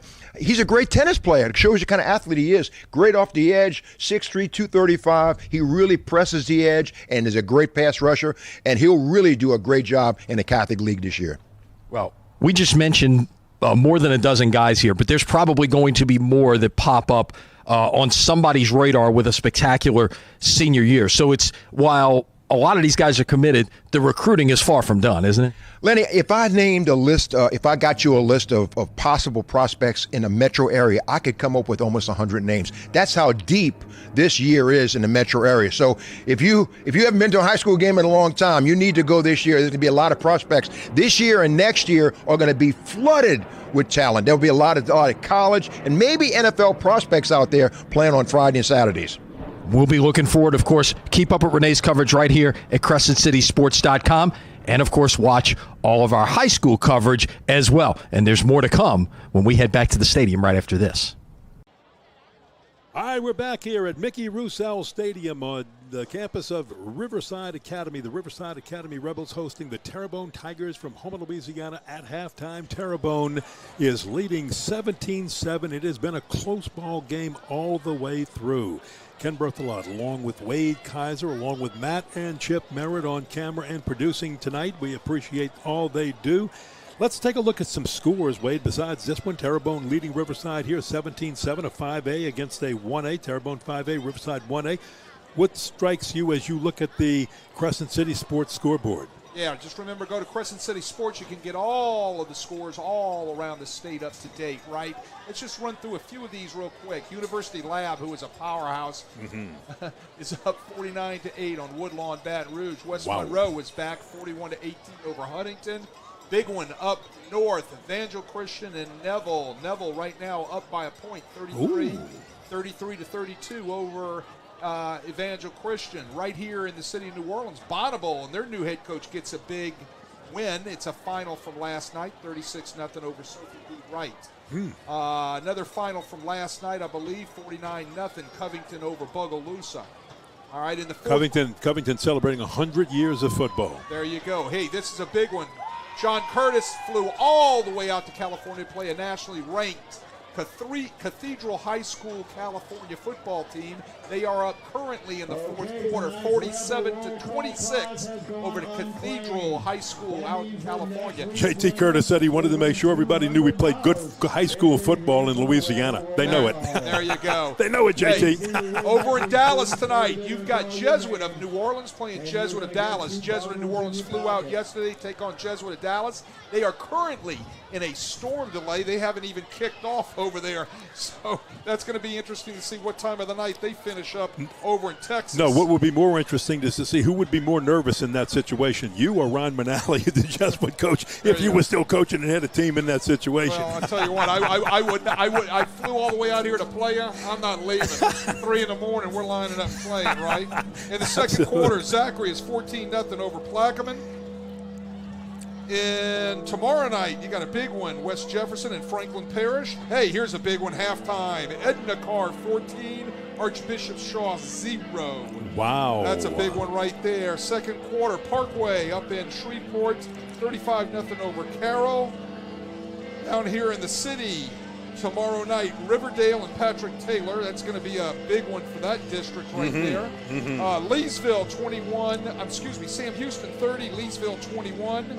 John F. Kennedy, 0-0 over Scotlandville. That's a big one right now. Over in the River Parishes, Lutcher and Slidell, 0-0. Halftime over in Southwest Louisiana, Notre Dame 21, south side of Lafayette 7. They say that Southside football team in Lafayette is a really good one. We all know about Louis Cook and Notre Dame, always a perennial powerhouse. Absolutely. Another one down in the River Parishes, Thibodeau 14, South Lafourche 7. So those are some of your scores from around the River Parishes, New Orleans, as well as up in the northern part of the states and southwestern Louisiana. Hey, we'll try to get this in a little bit later, but let's see if we can get it in. Matt, do you think we can get in? Let's see, the Larverdane package right now? Let's get in the Larverdane package right now. We're here at Riverside. Gabe Larverdane, a multi-purpose threat. He ran it through it, caught it, played offense well, accounting for 33 touchdowns, and for good measure, he was the all-state player in basketball, averaging more than 27 points a game. He signed with Southeastern Louisiana as a wide receiver and even got on the hardwood with the Lions before transferring. First to Miami of Ohio for 2023 and then to South Carolina last year, finishing his college career with more than 150 catches and 14 touchdowns. Larverdane signed a free agent deal with the Cleveland Browns and impressed him enough in the preseason to land a spot on the Browns' 53-man roster. So each of these schools has a player on an active NFL roster. Terrebonne has Mason Smith. We've talked about him in the past, the former LSU standout who is in his second year with the Jacksonville Jaguars, and Gabe Larverdane from Riverside Academy, now with the Cleveland Browns. I'm going to throw you a trivia question. Ready? All right, give it to me. Give me a great player from the LSU Fighting Tigers, Holy Cross High School, LSU Fighting Tigers, graduated in 1960 at LSU. 64 at LSU, was the first-round pick, or the first pick of the Cleveland Browns. 26th overall was the second round of the Cleveland Browns. So he went to Cleveland. Billy Truax, you better believe it. And he went there to block for the great James Brown, but all of a sudden the Chicago Bears defensive coordinator became the head coach at the with the Los Angeles Rams, and he traded to Cleveland for Billy Truax because he wanted to have these receivers, these receiving tight ends, and bring this part of the offensive game, start something new with tight ends as receivers. And in 4 years, Billy Truax either led, was third twice, and fourth once in receiving for the Rams before being traded to the Dallas Cowboys and winning a Super Bowl there. You bet I didn't know that because I was a Jesuit guy, but no, no, my friend. I am a New Orleans Not so fast. football guy, right? Yes, you are. And I am a Catholic League guy, right? Yes, you are. And I knew about Billy Truax. Well, Billy Truax, you just got to credit George Allen. What George Allen did for him after trading, and Billy went there and said, "Coach, I don't know why you traded for me. You got Deacon Jones." He says, "I got Deacon Jones on that side of the ball. I want you to catch the ball. We're going to do something that's never been done before." And then Tom Landry wanted him because the NFL, you'll love this, was bringing in, they were advocating zone defenses. So Tom Landry said, "Hey, I'm going to take 2 tight ends, and you come up to cover my tight ends. I'm going over the top. You go back to cover my wideouts who have speed. I'm going to throw 5- and 8-yard passes to my tight ends, and you won't be able to stop us with a running game too." Well, here's the deal, my friend. You grow up in the city. Yep. You learn the names Yes, you do. of guys that played at all of the schools in the New Orleans vicinity, and that's kind of what I did because at one time, and we all know, high school football was king in the city of New Orleans because there was no NFL, right? That's right. There were 36,000 people in Tad Gormley Stadium at 2 o'clock in the afternoon on Sundays for the game of the week, the prep game of the week, mind you. There was 40,000 plus in Tulane Stadium when Jesuit and Holy Cross played for the state championship in 1963. There you go. So, and at one time, people will not understand this. The city championship in New Orleans meant more to the New Orleans teams than the state championship did because of the intense rivalry and the great players that came out of the city of New Orleans. That was way back a long time. We're talking about 30s, 40s, and 50s. Right, no doubt about it. And you got to remember that the LHSAA was, only came into being in 1920, right? So they come into being, and before that, nothing counted from the state standpoint except your city championships and your parish championships and things of that nature around the state of Louisiana. Well, the sky kick again by Terrebonne that stops Riverside from a big return, but also gives the Rebels great field position to start the second half. So they are right past the 40. Let's see if they mark that at the 40 or 41-yard line. But again, good field position, and we talked about what you if you were coaching either one of these teams, what you would have told them at halftime, and let's see what adjustments they make, and Wade's got a keen eye on that. By the way, want to thank Lenny Van Gilder and Renee Nadeau for the interview. And I'll tell you this, if you're a young budding athlete and you want to be an analyst on TV, you get this guy sitting next to me, Wade Kaiser. You get Renee Nadeau, you buy him a big hamburger, and you let them tell you how to prepare for a game as an analyst, and you're on your way. Well, you taught me everything I know, right? No, not as an analyst. I just got you involved in the game. And I'm still messing everything up. No. Right? Well, here it goes. Good pass play right on first down. And who did they get it to? Boogie Johnson. Go to your playmaker right off the bat to start the second half, and that's a first down. Well, what they're trying to do. Pardon me, he's just missed the first down. Second down at about 2. Right. Well, what this does is that spreads that defense out. It kind of makes them have to play sideline to sideline by getting your guys out in space. Hey, put them in motion. Get them out there. Toss them the ball. Dump them the ball real quick and make those guys in white have to run out there to cover them. Third time's a charm. Second down and 3. Not a long 2. All right, so here we are. 5 seconds to get this ball snapped. And he gets it off in time. He's going to hand it off to Caleb Williams, the 8th grader, around the right side. And Williams has some room. He's got the first down. And he is past the 50 onto the Terrebonne side of the field. Well, there's the sweep this time into an open inside, right? And look, for all you football aficionados out there, they've ran this play to a tight end, away from a tight end, to the short side, to the wide side. but it's nothing but what they call buck sweep.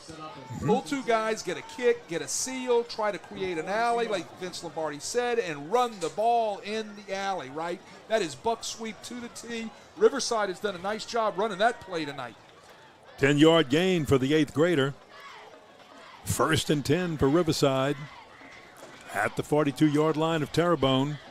Nothing going up the middle this time. That's a rugby scrum, and they're going to blow that one dead after about a yard gain. Look, it's tough sledding in there with the size differential of those guys in white and the guys in red. You can see those guys in white just taking that offensive line and delivering it into the backfield, right? But you still have to try to penetrate and try to run in between those tackles a little bit to try to keep things honest. We saw this play, 3 wide receivers at the bottom of the screen. They go to the inside man to screen him, and they're going to move Boogie Johnson, the playmaker, and Boogie's going to run out of bounds, and he is going to be close but not enough for a first down. So Kenrick Johnson. Right, again, getting the ball out to your athletes. They run the wide receiver screen. You get a couple of nice blocks out there. Maybe not so much contact blocks, but guys just getting in the way of the white jerseys, which allows Boogie to do his thing, right? Hey, and that's all it takes. And, you know, when you've got a guy who can make some moves like that, fantastic.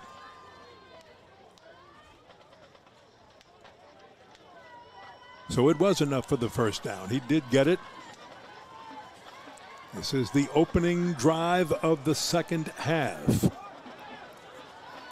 Brock Bourgeois being chased and being pulled down. That's one of those where he had to get rid of the ball and he just couldn't release it. And that is Chance Cunningham, who pulled him down. Yeah, Chance Cunningham comes on a blitz right there off of the edge and does a nice job trying to contain Brock Bourgeois. Brock, you got to get rid of that ball, buddy. You just can't run out there. Great job by Chance Cunningham pulling him down for a huge loss. We've got a Terrebonne Tiger down. It looks like it might be Ethan Bergeron. He's a junior. And you're going to see that a little bit, even though there's a great breeze blowing, a full moon above. We've got all that going for us. It's still humid. It's still hot. Louisiana at the beginning of September. What do you want, right? Yeah. I mean, I heard a guy say today, man, it's hot. I said, hey, you need to move to Wisconsin. I mean, you chose to live here. You just deal with what we got, right? If you're a football player living in Louisiana, it isn't going to change until the middle of October. Second down. A whole bunch. About 20. A lot of time on the play clock. Bourgeois with a lot of time himself as he rolls to the right. Here comes the blitz, and they got him. He just could not get rid of the ball. Froze there for just a moment as far as releasing the ball. And, boy, that's 2 great plays right there for the Terrebonne Tiger defense. Yeah, Malik Matthews comes up and doesn't allow Bourgeois to get rid of the ball. I understand he's looking. Lee Roussel is telling him, hey, throw the thing away. Dude, just get rid of that ball, throw it over somebody's head, and let's move on and play another one. We just can't keep losing and going backwards, losing yardage on sacks. Yeah, now it's 3rd and 25 after that 5-yard loss, so you need a Hail Mary here.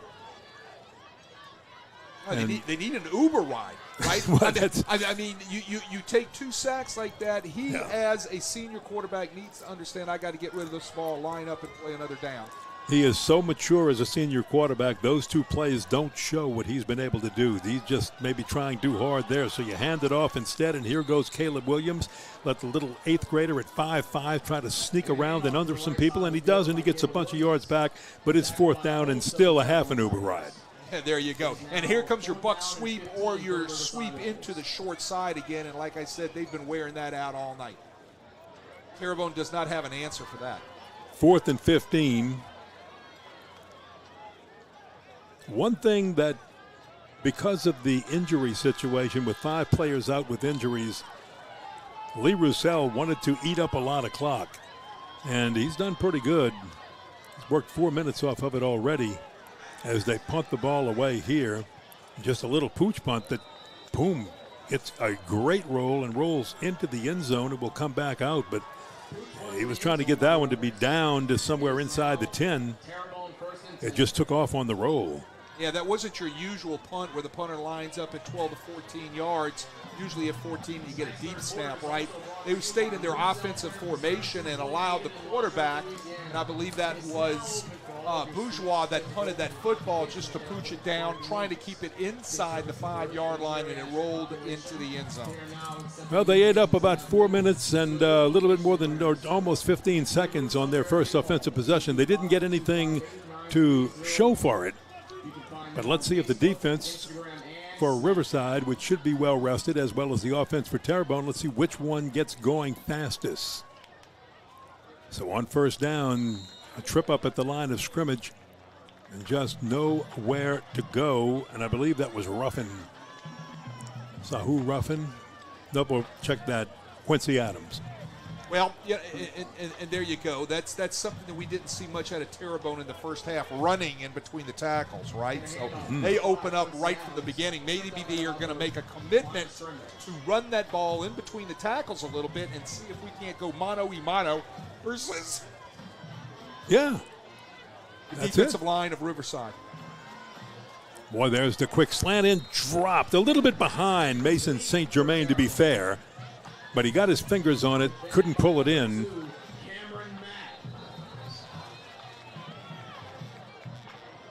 And we've got a Terrebonne player down. Again, you're dealing with all types of cramps and stuff like that. It's probably heat.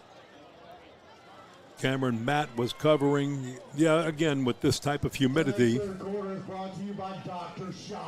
That's a big man laying down there, right? So they're tending to him. Can't quite get the number of one of those big offensive linemen for Terrebonne. Want to thank our third quarter sponsor, Game On. Tonight's coverage on Crescent City Sports is brought to you by Game On Social Hub at 2421 Veterans in Kenner, with a full-service restaurant, arcade games, bowling, Wade Kaiser's favorite sport, axe throwing, and laser tag. Game On has it all. They're open till midnight tonight, and on Monday nights at 6, join Kenny Trahan. Join Ken Trahan and his special guest. He's got a different special guest every Monday for the Saints Hall of Fame show on 106.7 The Ticket, live from the Game On Social Hub. This week's guest is former Saint Michael Lewis, and that's at Game On. Folks, they're right there on Vets. Easy to get to, 2421 Vets in Kenner.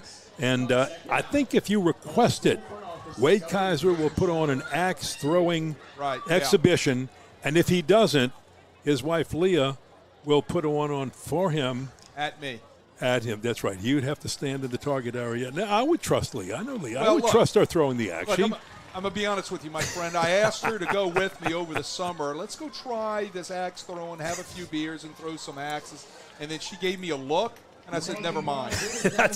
You took my line away. I was going to say, I asked my wife, Karen, hey, would you want to do that? And when I saw the smile on her face and just looked like extreme pleasure, I said, on second thought, let's just do McDonald's or something. Let's go do quarter view. There you go. That looks like one of the big Terrebonne linemen. He's walking. It might be Bingham that's walking off in some pain right there.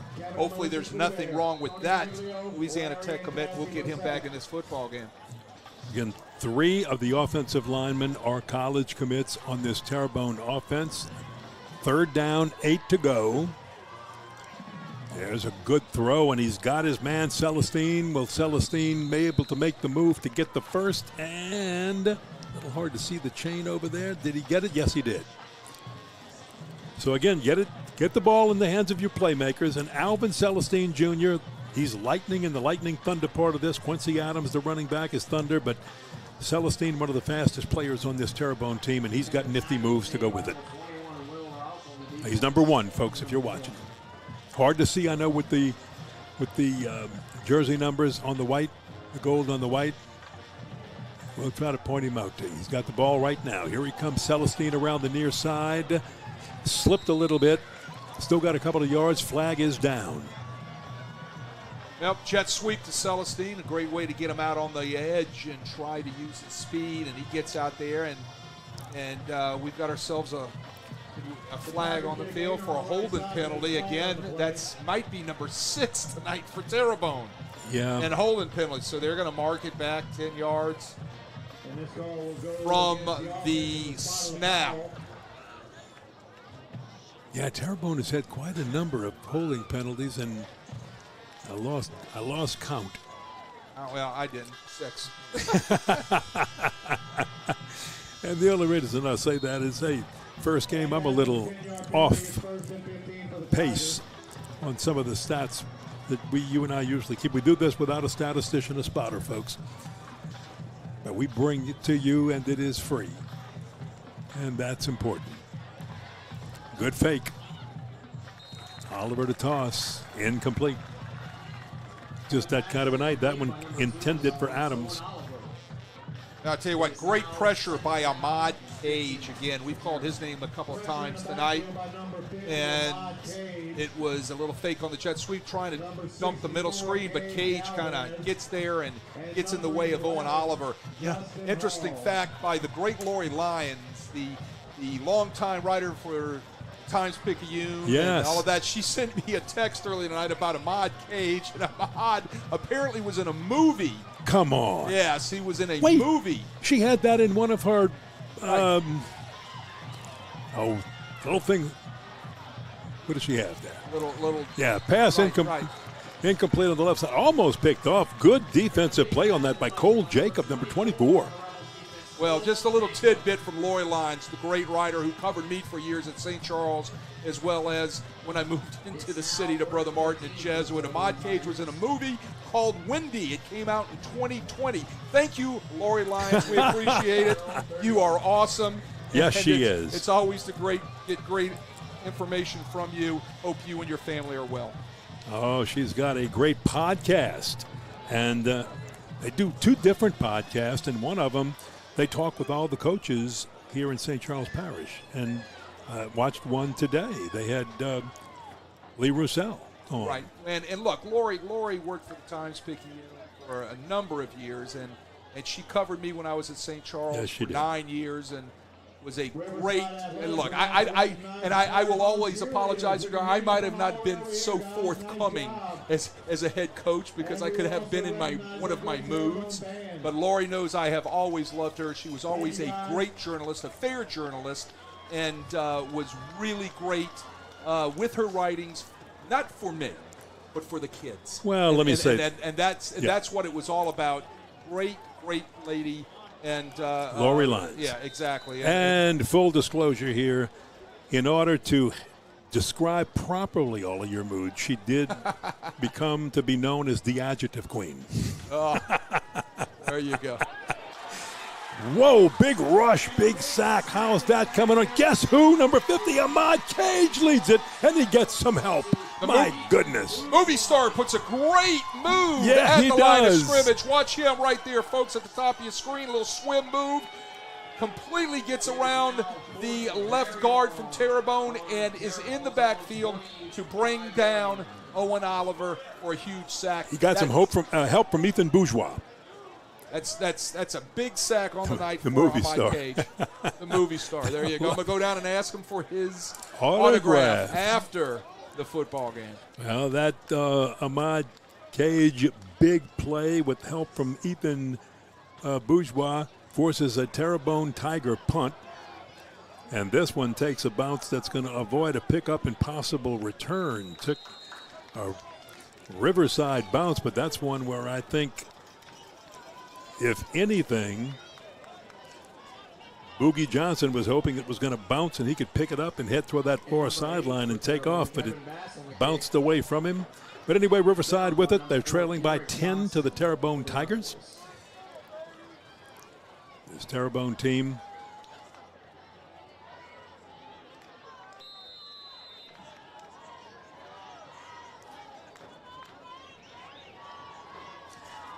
So what does Riverside have to do right here on this drive? It's important to get something on. They got to get on the board. Mix it up. Get the ball in your playmakers' hands. Continue to run the little sweeps. You got to come back and throw that curl route. Try to get the ball in Boogie Johnson's hands out in space. Just tip and tap and keep him honest just a tad bit inside running the football. Good throw by Brock Bourgeois. And does he grab it?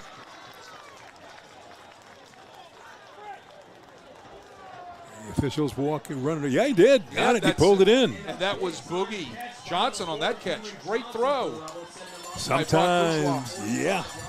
Look at this throw by Brock Bourgeois. Right on target. Great route.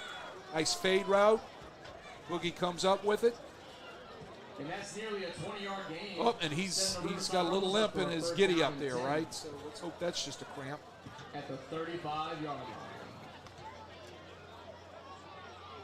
24-yard gain on that pass play.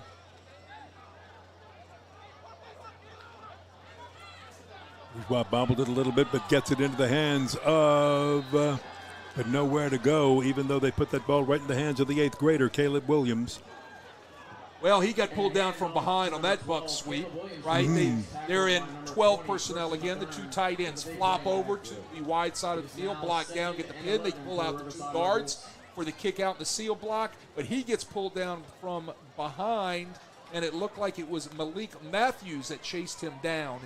Hard to tell with guys with those gold numbers on white jerseys. Oh, coaches don't do that to the fans or the broadcasters or the media or the press. Good throw, and what a pull-down catch that time by Chris Becknell, the sophomore. Another two-way player. Look, they've got some nice wide receivers on this Riverside football team. Becknell, Johnson, Boogie Johnson.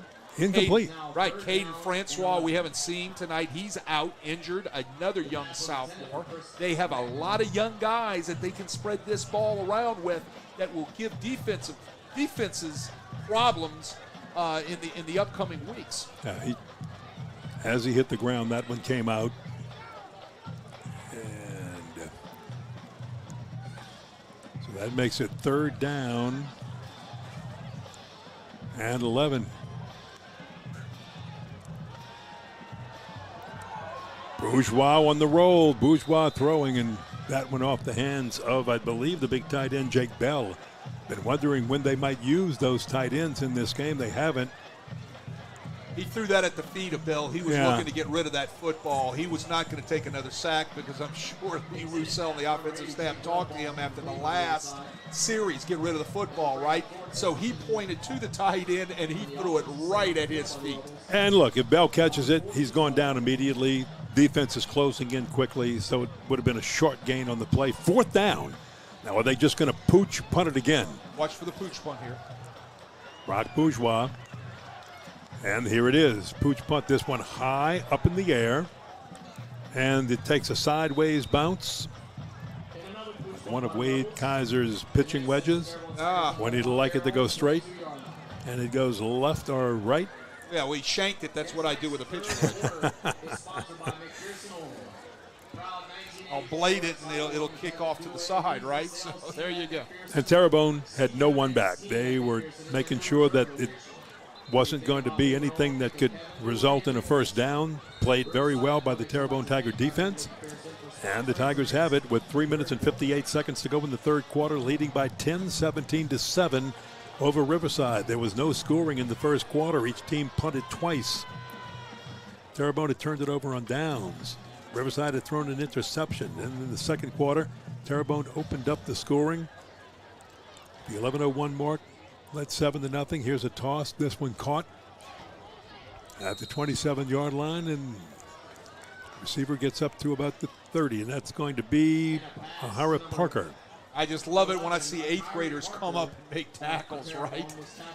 You can see the room that he's giving the wide receiver from Terrebonne, Ahara Parker, right? You can see that, right? And look at that. He's going to make sure he bails out of there and gives more room. But if the ball's thrown short, I am just going to come up and I am going to make a tackle. Great job by that 8th grader. Here he goes again. And same side. This time, same receiver. Ahara Parker again. Yeah, well, I'll tell you what, that 8th grader is just, is doing everything he can to make sure he takes care of his responsibility and not let that guy beat him either deep or catch the ball and run past him. Watch a couple of players wearing 2s. 22 defensively, Ethan Bourgeois, 2, Cameron Matt. They've been in on almost every play the last couple of downs. They're all over it. Flag here. Let's see what it's all about. And that'll be a 10-yard penalty for the. We've got an illegal procedure call against Terrebonne. Tons of penalties tonight. Things that Tyler Lewis is going to have to get cleaned up as he moves into Ellendale. That's who he has Ellender, Yes. who he has next week, and Riverside will be facing Newman next week. And again, Riverside once again stepping up in class. They're single A, but man, they're going to play against AA, AAA, 4A. It doesn't matter. They just want to get ready against the very best before they start district play. They won their district 10-1A last year. And here's a good run by Quincy Adams, left side. Short gain. That'll bring up third down for the Tigers. And Tigers probably having no problems running the football and keeping the clock moving. You've got a 10-point lead. It's a humid night. A lot of players go down, as you said, with cramps or just needing hydration. Yeah, like you said, Ken, getting back to that schedule, I'll let you go ahead and call this play first, and then I'm going to kind of give you a little thing about the Riverside schedule here. 3rd down and 2. Let's see if they can hold or make it off the hands, and it's 4th down and 2 now for the Terrebonne Tigers, incomplete. Yeah, he just couldn't hang on to that. I think the ball was a little bit below his knees, and he just didn't come up with it. You know, Riverside is a 1A school and 10-1A, so they line up their non-district schedule with some big hitters because it's got to get them ready for their district, but it also gives them a tremendous amount of power points that will lead them into that bracket for Division 4 Select. That's all. Remember, folks, that you play select schools now when it comes to playoffs, and you have non-select schools, right? They don't play against each other when it comes to playoffs. Let's talk about that. Went back 10 years. That's another talking point altogether. But Correct. if you look at this Riverside schedule, they got Newman next week. We all know about Newman. St. Thomas Aquinas, really good football school from the North Shore, and then a powerhouse out in southwest Louisiana where I had my first head coaching job, Vermilion Catholic, right? Wow. You know, so Forgot about that. Right. So they play some really good football teams, like they're playing a 5A football team here tonight in Terrebonne. What this does is this gives them tremendous power points heading into the playoffs. Then you look at Terrebonne. Terrebonne plays in one of the toughest 5A districts in the state of Louisiana with Destrehan, Hauntville, East St. John, Thibodaux, right? They play a powerhouse non-district schedule. Next week they have Ellender, but then they have St. James before they start their district schedule with Hauntville, Destrehan. They have a mid-district bye. Guess who they line up? St. Charles Catholic. Absolutely. You know that's a tough one. So all of this also is meant to get great power points. That's why people do not shy away from playing tough people in their schedule. They're looking down the line for those power points. 4th and 1. Are they going to pooch it or go for it or try to just pull Riverside offside? Neither one. They're going for it. And it's going to be very close. I think he got it. He did. That's going to be just enough for the first down for the Terrebonne Tigers. Just enough. Just fell forward to pick up that first down. Great tackle by Gabe Galvez, a sophomore, another young kid from the Riverside defense. And that's just good running, I believe, by Quincy Adams. Absolutely. Falling forward, picking up what you need, knowing where the sticks are to get the first down. Got it by a yard. But he, like you said, he knew where he had to go. He knew where the sticks were. Oliver with the toss, and now Oliver's starting to hit his targets and get them, and that, I believe, is Akari Parker again. Let's check it. It is Akari Parker, the sophomore. Hit hard after. Yeah, hit hard. Ethan Bourgeois came over and put a lick on him, along with our 8th grader again, Braden Robertson. I think Ethan Bourgeois got over there and said, stop picking on our young kid, right? I'm going to pop you up here a little bit. Look how he runs to the hip. He gets depth, and Boom. then he gets flat, Hello. right? And he gets there, and he introduces himself to the great wide receiver over there. I think that was Braylon Williams. 2nd down. Met in the backfield. Guess who? Ahmad Cage. Once again, folks, 5'10", 271, a junior, Mr. Playmaker. When we put him on our board, we put him by the line, we put him by the linebackers, we put him in the defensive backfield, we stick him on offense, we put him at the top of the sheet, we put him at the bottom of the sheet. He's everywhere. Yeah, well, he's dominating that left guard from Terrebonne right there. Not a very Good block right there by the guy in white, right? Mod Cage rips underneath him into the A-gap, into the backfield for a loss. Interestingly, that's the position that Stewart, went out with for a little while with the cramps, so he's replaced. Good block right there to give Oliver some extra time, but Oliver is now caught and swung to the ground and brought down. Good play by the defense that time as Owen Oliver, the senior quarterback for the Terrebonne Tigers, did everything he could, but just ran out of time. Yeah, watch Quincy Adams step up, pick up the blitz, right? Owen Oliver steps up, just doesn't get rid of the ball, but there he runs out of room, and he's picked up by number 6, Jacoby King, for the sack, and that's going to force Terrebonne to punt this football. You just wrap your arms around the neck and say, you're coming down with me, because you're not going to lift those arms and get rid of that football, and that's exactly what Jacoby King did. And it looks like the Terrebonne Tigers are electing to punt the ball. But the Terrebonne Tigers have run a lot of time off the clock. It's number 4, Kenrick Johnson. And they've got this ball we're nearing the 1 minute mark in the third quarter, and they get a pretty good punt there. Brennan McCormick backs up Riverside. And Riverside's got a little work to do now, still trailing by 10, and only 1:10 remaining in this quarter, so you got about 13 minutes and 10 seconds to do something with here. Well, again, they're playing the time game, right? They're trying to also take time off the clock. We had a flag on that punt, so they're going to bring it back. It looks like Riverside is going to make them repunt the ball. I think it was a procedure, the legal procedure penalty against the Tigers, so they're going to punt the ball again 5 yards deeper. Now, here's who you haven't heard tonight. You haven't heard Jaden Obikwe, the big wide receiver, senior wide receiver, transfer from East Jefferson. Not so eligible talented. until week 4. Not eligible until week 4. That's right. So you haven't heard his name yet. Caden Francois. Hurt, out. Hopefully back next week. Right. Brady Vicknair, Hurt, a linebacker. Hurt, out.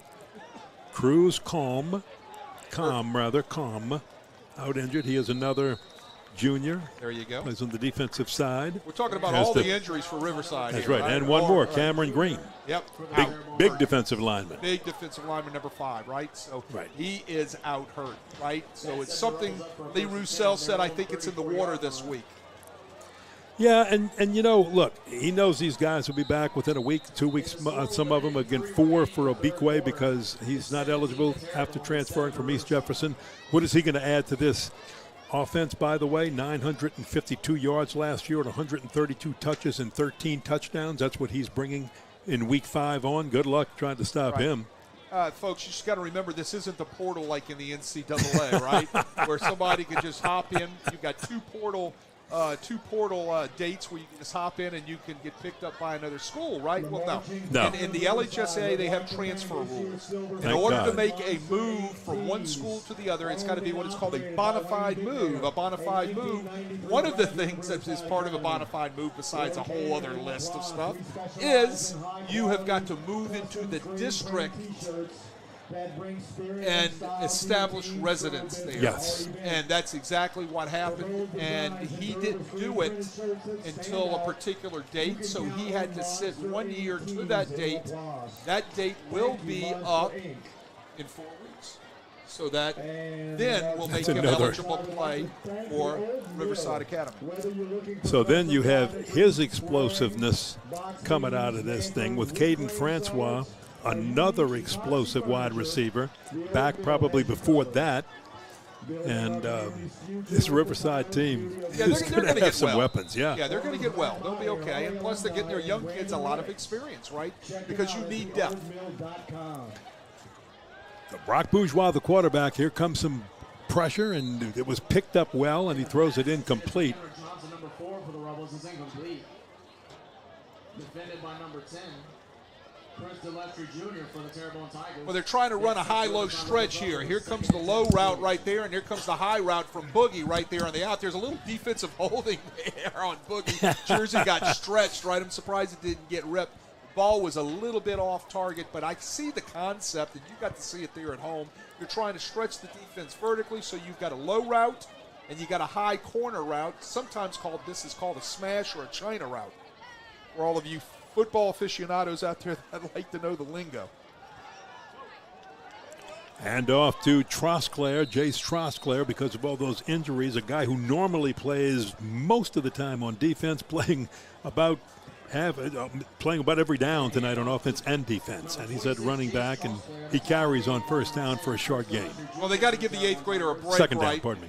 They got to give the 8th grader a break, and they're going to run the buck sweep with this young man who says, Coach, I'll play both ways. I have no problem playing both ways. Please let me play both ways.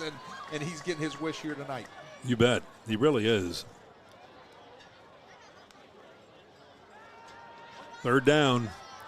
And that time pressure too much. And the pass is low. Incomplete. And that'll bring up fourth down. So right now what Riverside could not afford was a quick exit, and they're going to have to punt that ball away, and we still have under 30 seconds to go here in the third quarter. Looked like that ball came out of his hands a little weird. I don't know if it was tipped by a Terrebonne Tiger or if he just kind of had it slip out of his hands, but it came out a little wobbly. He had a receiver open, and it just didn't look right coming out of his hands. Well, you know, it's humid out there, so it possibly slipped. That was a low snap, picked up well by Cameron Matt. And he gets the punt off. So very nicely done by the junior punter. Cameron Matt got both hands down and picked up a ground ball, right? He was lucky he got that out because the pressure was coming from his left. Well, he's handling the ball pretty well. He's not only a punter, but he's also a wide receiver, so they use him both ways when needed. 13 seconds to play third quarter. Terrebonne's got the ball, cruising right now by 10. Well, Terrebonne needs to put something together here for a sustained drive, right? They need to try to not have a penalty. Can we remember a penalty that they haven't had, or excuse me, a drive that they have not had a penalty on? No. They need to clean some things up, and there is a good time to start it right here. I'm not saying they didn't have one. I'm just saying I can't remember it. You asked if I could remember it. I don't remember what I had for breakfast, but I mean, for that matter. Cameron Oliver. Pardon me, Owen Oliver. A lot of whistles over there. Uh-oh. Hey, he's saying I'm all right. Don't come out here. Don't come out here. I'm all right. Leave me alone. I like that. Get out of here. And he can wait because the clock ran down, so you're going to get the timeout between quarters. Right. I want to thank Game On for sponsoring. Go ahead. Wait, I'm sorry. I just want to say, don't you love it? Jordan Kramer right there. The trainer's fixing to come out. He just says, get out of here. Get out of here. I don't need you. You got to love it.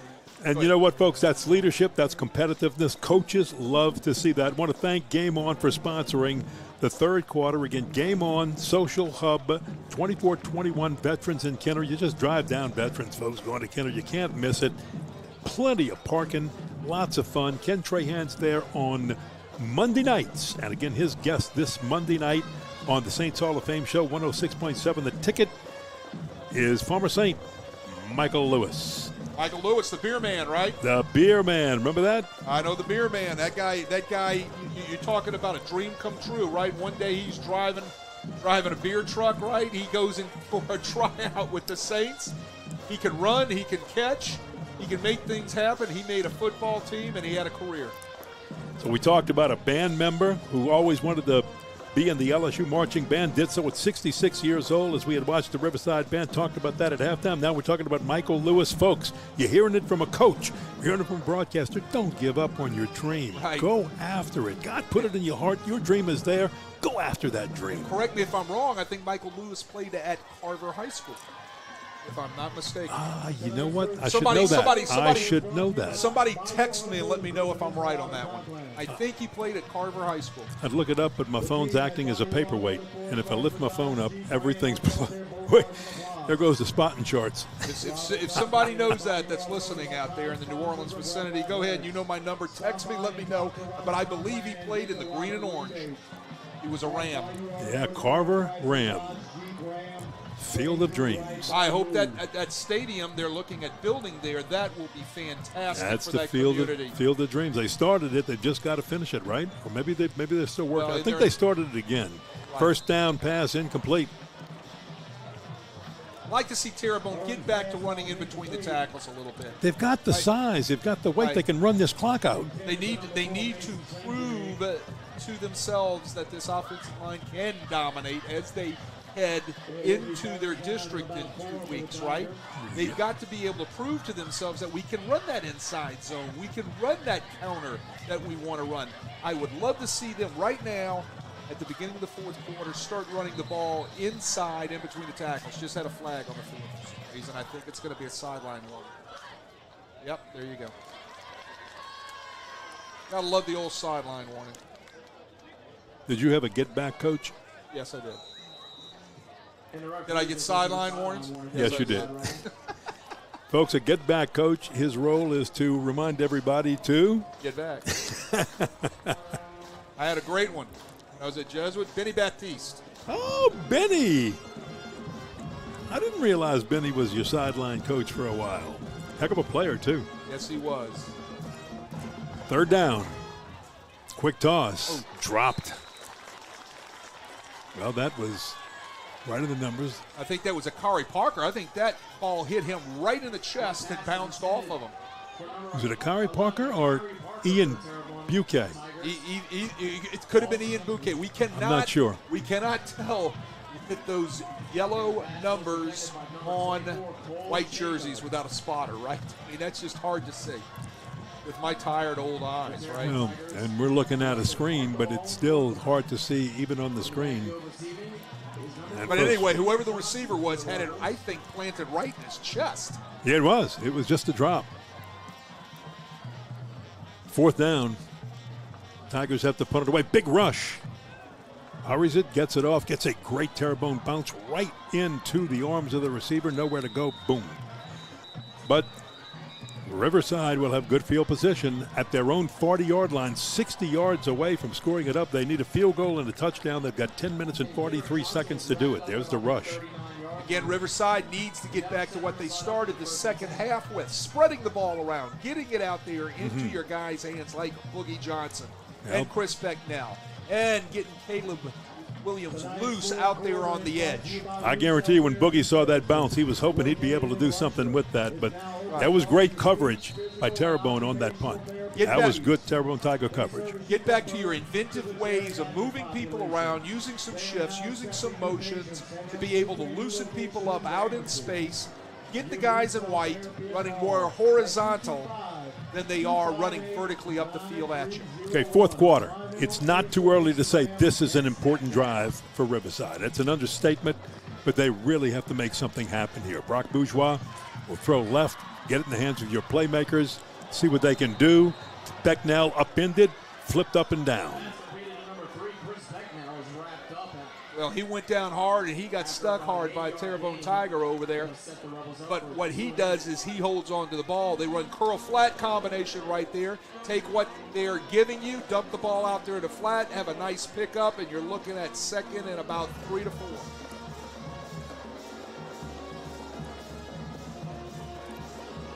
Well, it looked like for a while Boogie Johnson was going to come out, but he's not. He's just going to switch over to the left side and move Chris Becknell, who took that hard hit, number 3, down to the bottom side of your screen.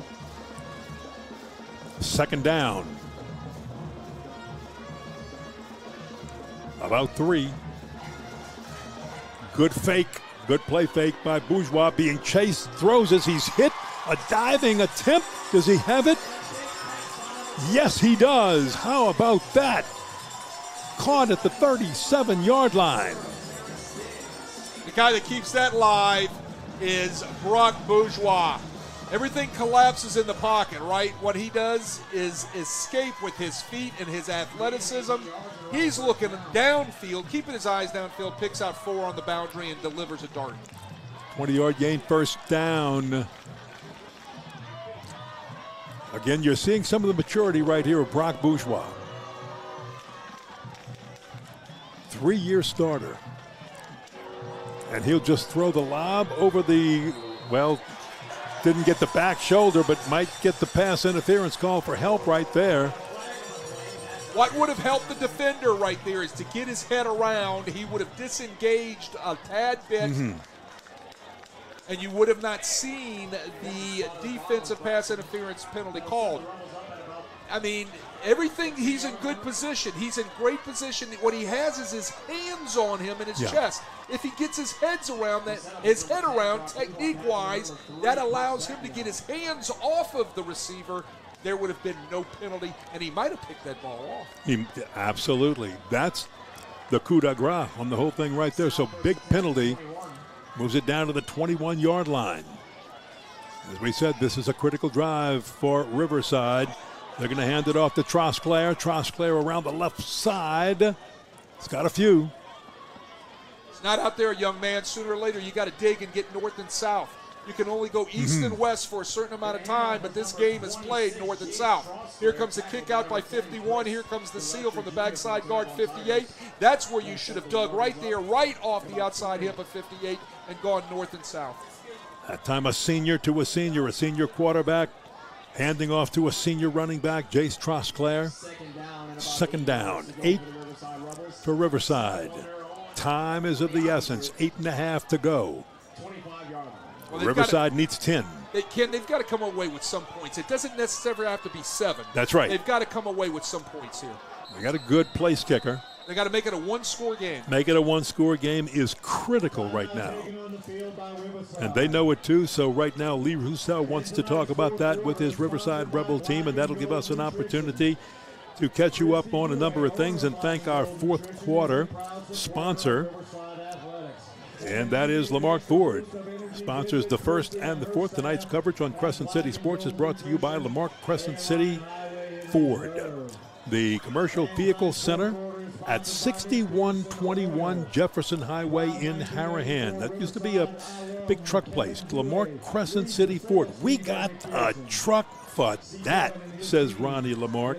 And you'll find it again. That's 6121 Jefferson Highway, right in the middle of the big S-curve. So, the middle of the two S-curves. And guess, I get a text. I asked for a text You got there, it. and I got a text. And it's from our girl Lori Lyons again. She says, Michael Lewis played at Grace King High School. Thank you, Lori. Thank you, Lori. Excellent call on that. Writer extraordinaire, knowledgeable about all things. Ask her husband, Marty. He can't tell her anything. Grace King High Just School. kidding, Lori. Ain't there no more. That's right. Here we go. Second down. After the timeout, they're going to try the in sweep right side, and that's Becknell again. Give it to the sophomore this time. Trying a little crisscross action to get everything flowing one way. They send everybody one way. Look at the motion. Everything's pulling one way, and they're trying to give it on the end around to Becknell to get outside and pick up a few yards. Third down and 1. Wow. Again, if you don't get it here, you've got to at least kick the field goal. That's Trosclair as the running back to the side of Brock Bourgeois, the quarterback.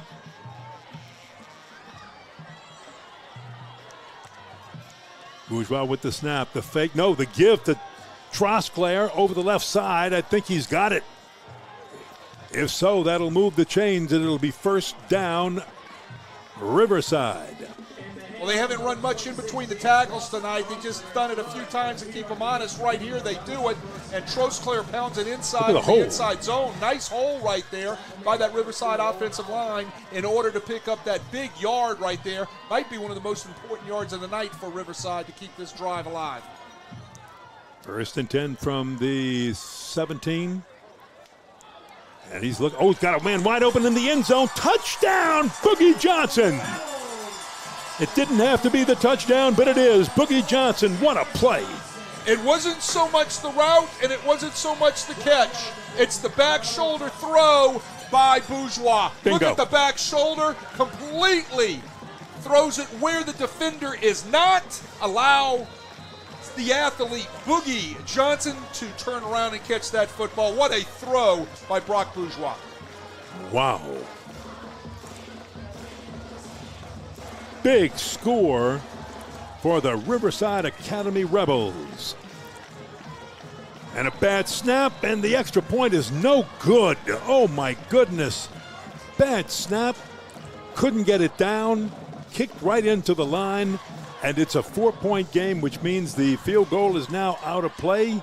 Riverside is going to need a touchdown again, but they've got the playmakers to do it. Yeah, watch it again. Here's a look at it right now. This is a faux pas right here. This is a mess up, right? I mean, this is something that you can't have take place in a critical point of this football game, even though it is week 1, right? Brady Bourgeois is the holder. Let's see if it's the snap or if it's the hold. No, it's the hold. Hold comes off. It looks like it slides off the tee. Wow. The snap was behind him, but he should have gotten that down on the tee. It just wasn't a very good placement by the holder.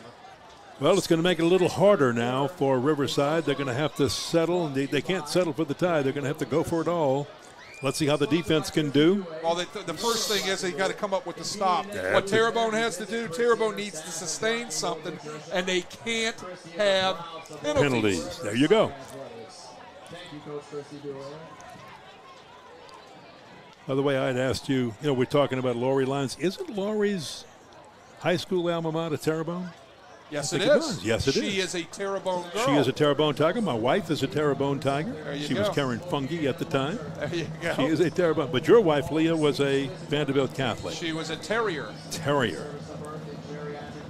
At Vanderbilt Catholic. So she married a Tiger. No, she married has a nothing Blue to do with a Tiger, but just wow, look at this. Look at this. My goodness.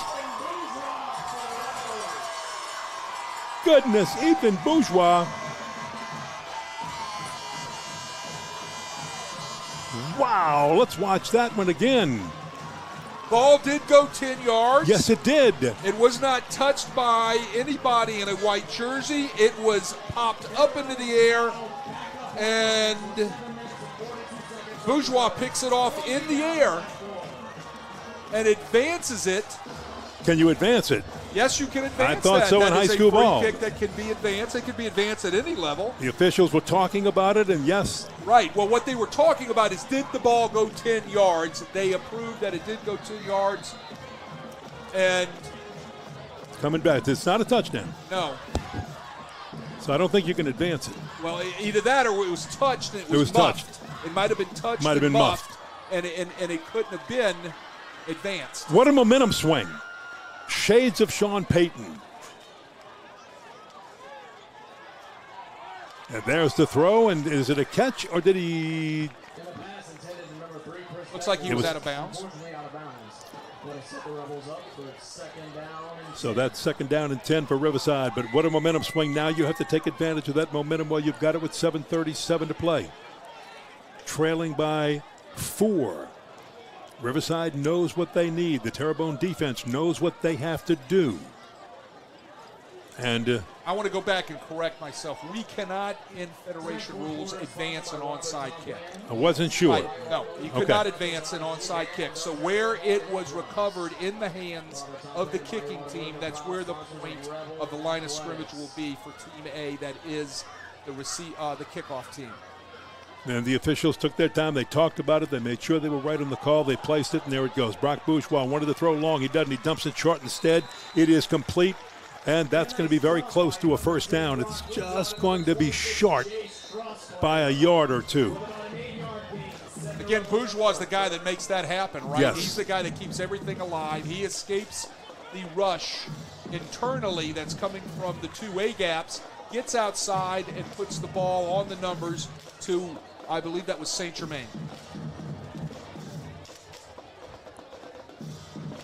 Looks like Riverside took a timeout, or is this our heat and hydration break? Well, we're not to the 6-minute mark yet. Right. Well, they might have taken it now. So they can take it early? They can take it around the 6-minute mark. They try not to get a drive stopped. So, no. Look, I tell you what, we can't see it now. It's hidden by the sidelines down there. It looks like Terrebonne has a player down on the Riverside sidelines. He is up and moving now, so that was an injury timeout. And that was right in front of the bench with a bunch of Riverside players kind of watching, so we didn't know. That's Kevin Bass, and Kevin's one of their leaders on defense, a 5'11", 175-pound junior.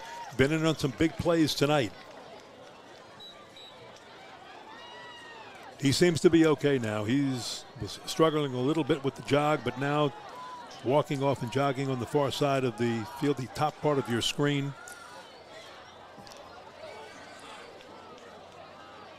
So Riverside facing 3rd down and 2.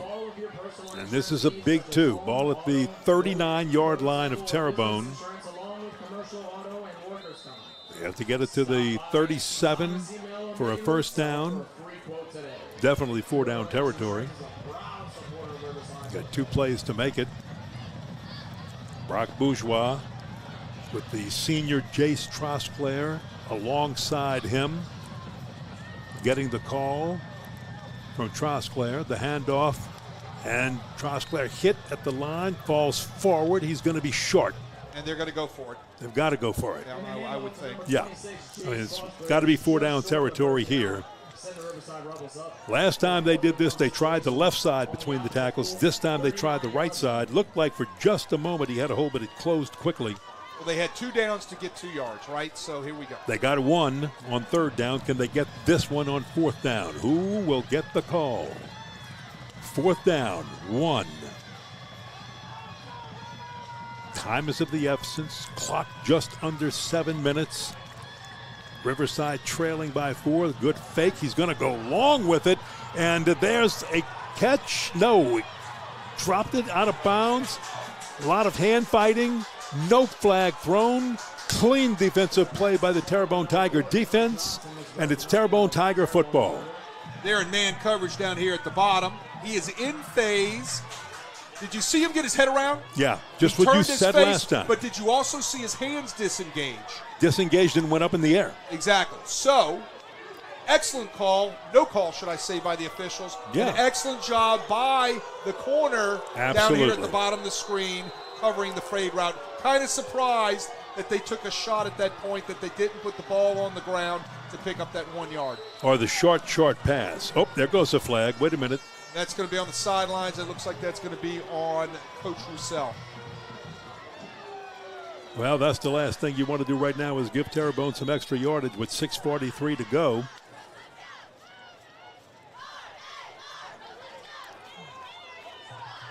Yep, that's going to be unsportsmanlike conduct on the bench.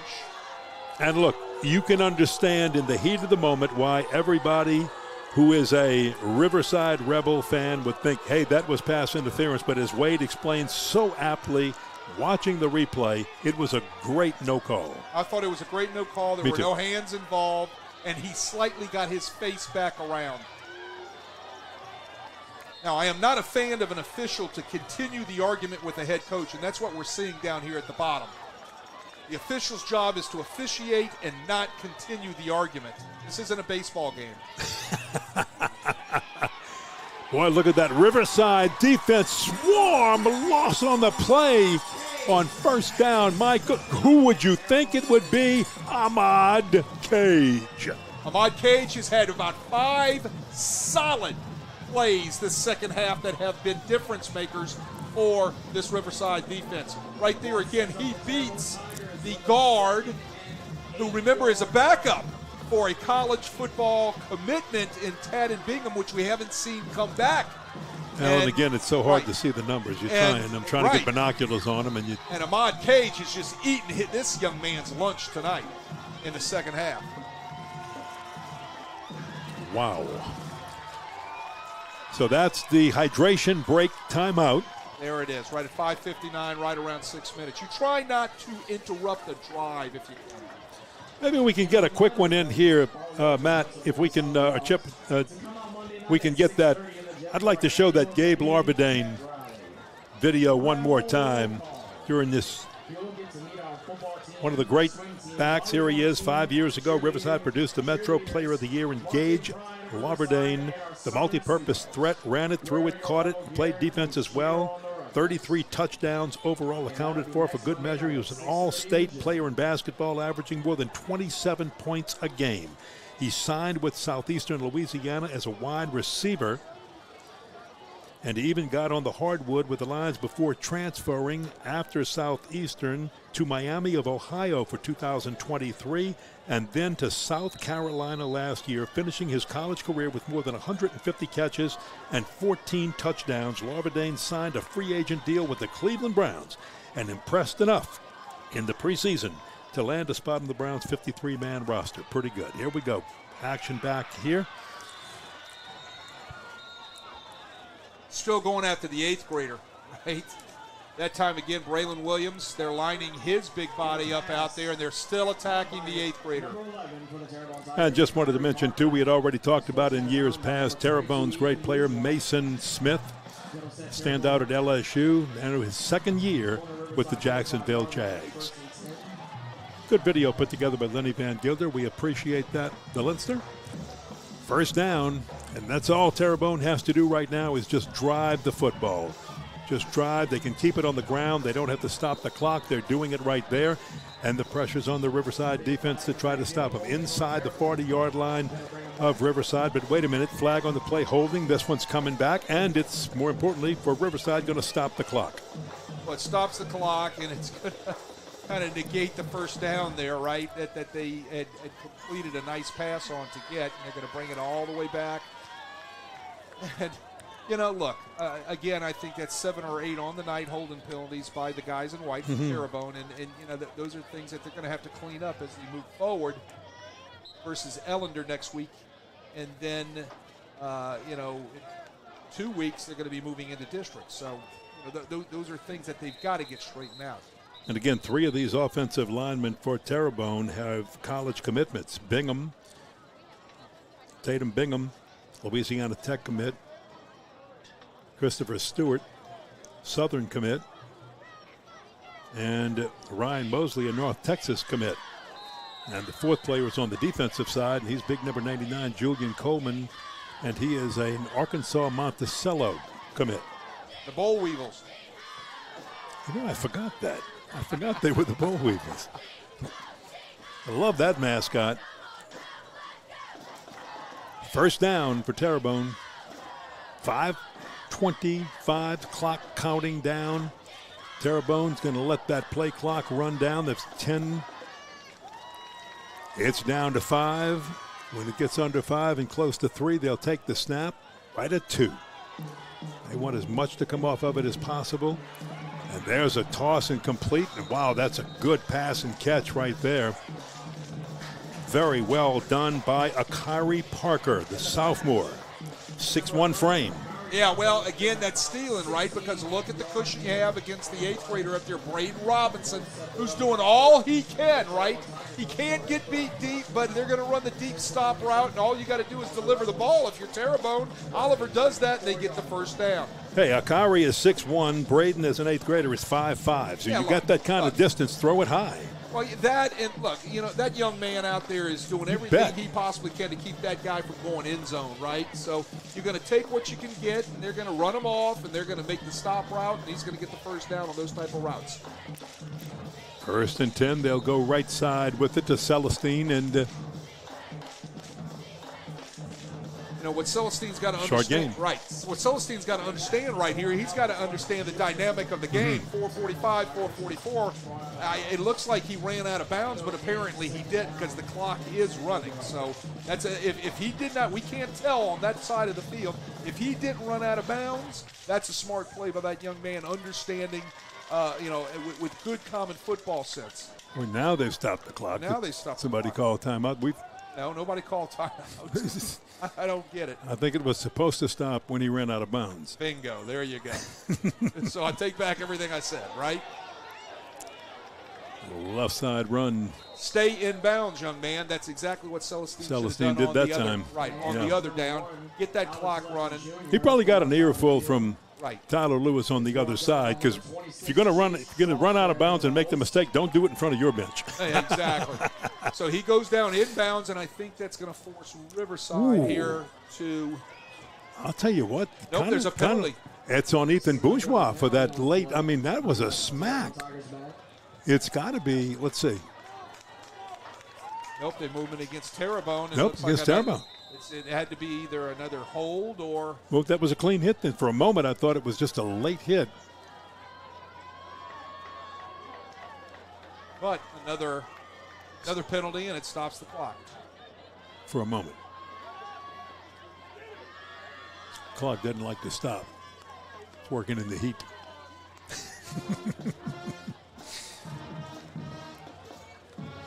Second down for the Terrebonne Tigers. Oh, lots of time. Good throw. Caught at the 19-yard line, and that is Mason St. Germain. Mason St. Germain. There's a nice seam round right here. They're running 4 verts. Ball delivered on time to the inside vert on the seam right there. Nicely done. Nice ball. Nice catch. Got somebody down now for Riverside, pardon me. For Riverside, that is... It looks like 54. 54 that's down. That is Nathaniel Nicholson. He's a freshman. 6'1", 253 pounds. Another young budding star for the Riverside Rebels. He's up and moving. Thanks again to the Varsity Rebel cheerleaders. That's what Lee Roussel will tell you. He's got 7 seniors. The depth on this team is between 8th grade and juniors. And he said, if you're going to get us, you better get us this year because we are going to be loaded from 2026 to about 2028. They're going to be loaded for bear, this Riverside Academy Rebel team. And remember, they have their hands full tonight. 5 key players, 4 by injury, 1 has to wait for eligibility until week 4. All that happening, as Wade explained. And I think the game plan for Riverside was to try to take a lead and do exactly what Terrebonne's doing, run clock.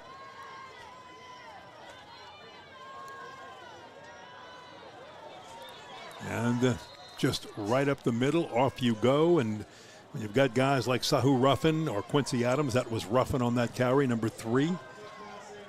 Well, that's keep it going. Yeah. Right, that's the way you run in between the tackles. That's what I wanted to see them do since they've come back out at halftime.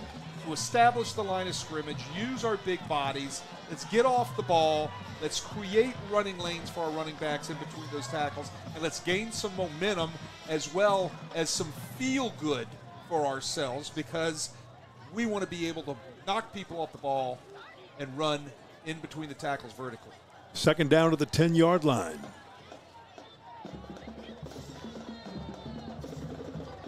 And they're going to keep it on the ground. Here goes Adams. Adams with a big hole in the cutback inside. Touchdown. Touchdown, Terrebonne Tigers. Quincy Adams on the run. That's how you run counter, folks. Nice job by that offensive line. They dominated on the last 2 plays. They run inside zone. Now they run the counter. Watch the pull, watch the kick, watch the seal. Nicely done by Adams, digging and getting vertical into the end zone, and that's going to put the sprinkles on top of the cupcake. That is his 3rd touchdown. Quincy Adams on that 10-yard run. He scored them all. Outside the field goal, it's been Quincy Adams. Right, but that's what Terrebonne's been wanting to do all night, or I have been, I guess, wanting Terrebonne to do all night, right, is use those big offensive linemen inside, in between the tackles, and let's run the ball vertically in there. They did the last 2 downs, result, touchdown, Terrebonne. That one a 10-yarder, a 26-yarder on the second one, and got the first one on a 6-yard run. Back to start the second quarter. That turns the ball game into a 2-score game again. With 2:49 to go. Riverside has 2 timeouts. They've got to score quick. So now you're going to be tossing it.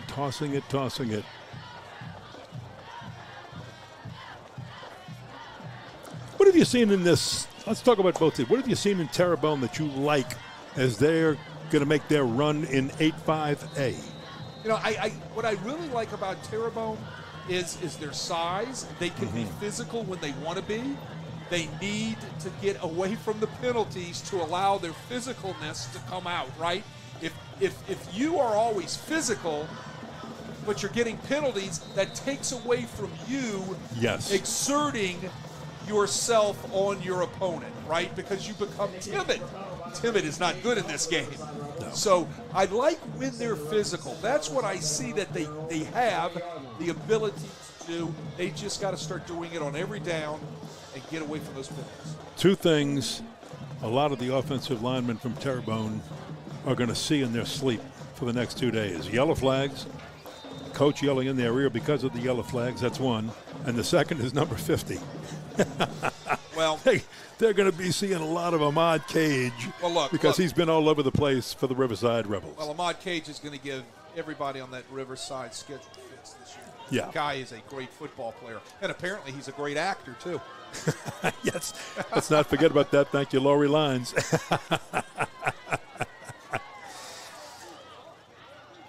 This time we've got a rollout from a little Wildcat action by Becknell, was it? Yes. Or did Brock Bourgeois hand off to him? Well, I think he handed it off to him. It was a little trick play again. They handed it off to him, and he sprinted around, and he was looking for the receiver out here at the bottom. I think the intended receiver was Boogie Johnson. We're sort of in no man's land. If we turn the light off so we can see on the field better, we can't see anything that's down on our sheets. If we put the light on, we get a glare on the windows, and we can't see the field very well either. So just bear with us, folks. We're trying to give you the info. Have we come out and said that we're old and our eyes are getting bad? I mean, have we owned up to it yet, right? I'll say it. We're getting old and our eyes are getting bad. Oh, yeah. When we can talk about Billy Truax, we're getting old. There you go. There you go. There you go. And I think we've got a timeout on the field. Somebody. Well, they're not working the timeouts on the scoreboard. That might have been Riverside calling that timeout right there. Well, yeah, because you're getting down to second down here. This has got to work. So Brock Bourgeois. That's one way, turns, goes the other. Complete. And I believe that's Boogie on the far side. And we got a flag. Imagine that. Somewhere in the secondary. Let's see what we got from our white hat. Holding. We got a holding downfield on the screen against Riverside. Double screen, pump one way, come back, throw it the other way, right? And they were trying to get the ball out there on the screen. There was blocking downfield. Obviously, someone decided to hold a jersey, and they're going to walk off 10 yards for holding against Riverside. Well, I want to thank Chip Merritt and Matt Merritt producing and working camera tonight. They've been able to give us some good pictures. They've been trying to get close on especially the Terrebonne players, so we can get a view and see, even on the monitor that we have, the numbers. Not easy to do. And they've done a great job tonight. So we appreciate you guys for the pictures. And here's a hole and a couple of good moves and a couple of good escapes. My goodness, Riverside with a big, big run and some new life. My goodness, doesn't get any better than that. And if you needed something right there, you just got it from Jake Trosclair. Yeah, well, there's your sweep again that we've seen all night. Trosclair makes a nice cut right there, makes another nice cut. Does a nice job running through a couple of arm tackles for a huge pickup, first down. Riverside needs to score quickly here. Start looking for them to take some shots. Look, they've already been able to do one onside kick, make it work. Sailed that one over everybody. Brock Bourgeois. Know his grandfather very well. Donnie Bourgeois, super guy. Been in the exterminating business for a long time. Would like to see. And what a great work ethic. And you can tell the grandson has the work ethic of the grandfather, the father, and everybody else. And he's taken that in. And he said they were so amazed as a baseball player, starting shortstop all of his life. Lee Roussel comes back again and says, hey, 2023, man, we need you. When you throw the ball, saw you do things, saw your leadership. Would you like to come try football? He does. He wins the job, takes him to the Superdome, to the state championship game. And that is Becknell on the run. No, Becknell on the block. That was Caleb Williams. Timeout Riverside. The 8th grader. And you use him here. Right, and you talk about Bourgeois being such a great baseball player, and that's a testament to kids in high school that are not specializing, right? Mm-hmm. You see this now all over the country. It's not just in Louisiana, it's everywhere. Kids, all right, well, look, I'm just going to play baseball. I'm going to play fall baseball. I'm going to play summer baseball. I'll play travel baseball. I'll play spring baseball. I'm on 3 travel teams. Yes. Right, and I'm just going to specialize in baseball. They started at a young age, and they continue. Or I am just going to play soccer. I'm going to play AAU soccer. I'm going to play school soccer. I'm going to play summer soccer. I'm going to play travel soccer. You know, and they just do one thing, right? When it gets right down to it, athletes are athletes, and they become better athletes when they play all sports. Yes. And, you know, true. It's been statistically proven. And these guys that play multiple sports, they have also a better high school experience for the 4 years or 5 years in some cases, like if they're playing in 8th grade. They just have a great high school experience with the teammates from all the teams that they play with. And this is a kudos to Brock Bourgeois playing a couple of sports here in Riverside. Well, I got to visit with his granddaddy before the game, and he sure was proud. A catch, but it was blown dead before it was dropped and picked up. Huge hit coming out there. Huge hit was true. Again, can't quite tell the number. I think that might have been number 15, Jeremiah Sylvester, coming up and making a huge hit on the Riverside receiver right there. Ball popped out on the ground, but it was declared incomplete.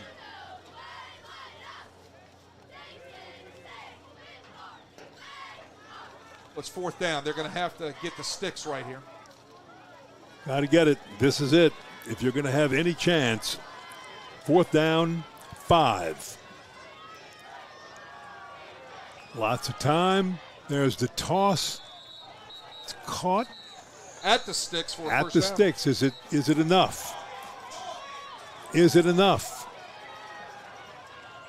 It looked like he got the sticks. I thought so.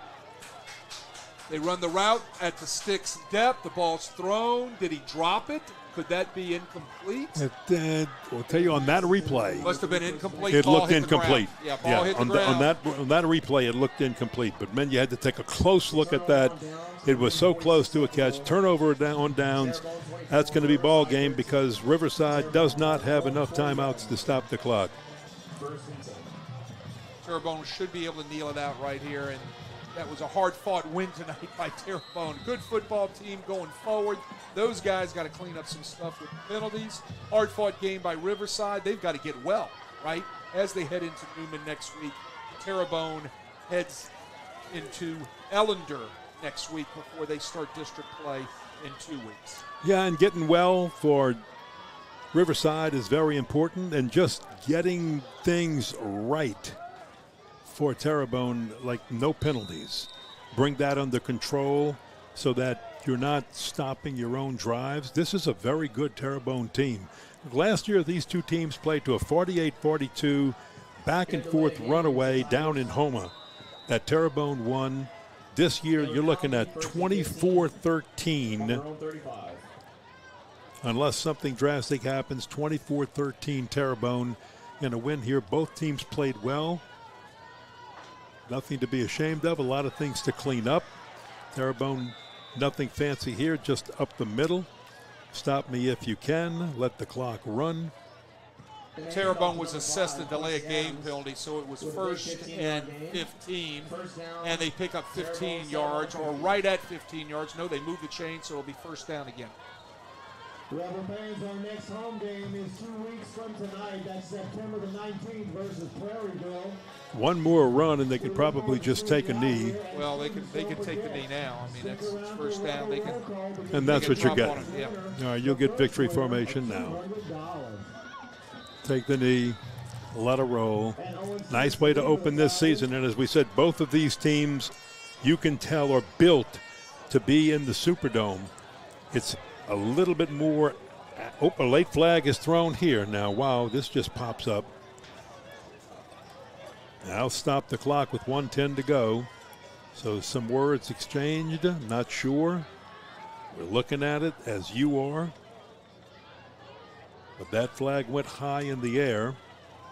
Flag on the play is picked up by the officials. Okay, they picked it up. Check that. The No. penalty will be enforced. It's a 15-yard penalty. 15-yard penalty. The Tigers.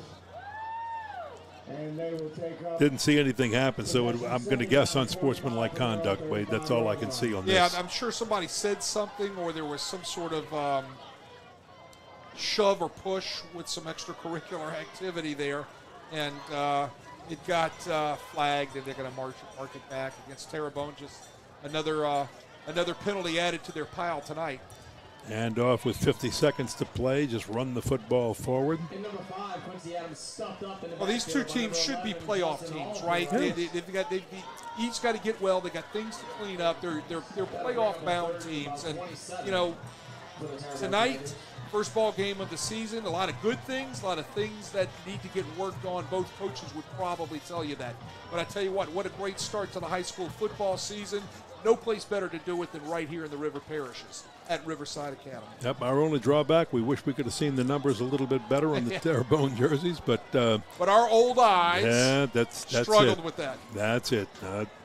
Some young eyes probably said, "What's wrong with those two old guys up there?" My goodness, man. Well, we know Billy Truax. That's right. There you go. He's still living. There you go. 83 years old. There's your ball game right there. 24-13. Terrebonne defeats Riverside to open the season 1-0. The Riverside Academy Rebels opened 0-1. And again, both teams with a lot to look forward to. This was a Riverside team that lost tonight with 4 key injuries and one person there waiting to resume eligibility in week 4. So those kind of things are going to make this Riverside team one that everybody else is going to have to contend with. And then on the other side of it, Terrebonne is Terrebonne. Look, they won the district last year. They did some things last year that haven't been done in a long time, like beating, this is a good one, beating Destrehan for the first time only the third time in school history, and giving Destrehan their first district loss since 2019. Yeah, that's How's right. that one? That was huge. And yes. Look, they're built to play in that district, and they're a good football team. And like I said, both of these teams should be playoff teams. They will gain knowledge from tonight. They will fix things that they need to fix. They will build on the things that they did well. Look for these guys in Week 11 playing somewhere on their prospective brackets. I want to thank everybody for joining us tonight. We'll have more high school football for you next week. Visit CrescentCitySports.com, our social media channels, to find out the latest info. For Wade Kaiser and Chip and Matt Merritt on camera and producing tonight, that's our entire Crescent City Sports production team. I'm Ken Berthelot saying so long from Reserve, Louisiana. Once again, your final score, the Terrebonne Tigers 24, the Riverside Rebels 13. From La Place, or Riverside, good night, everybody.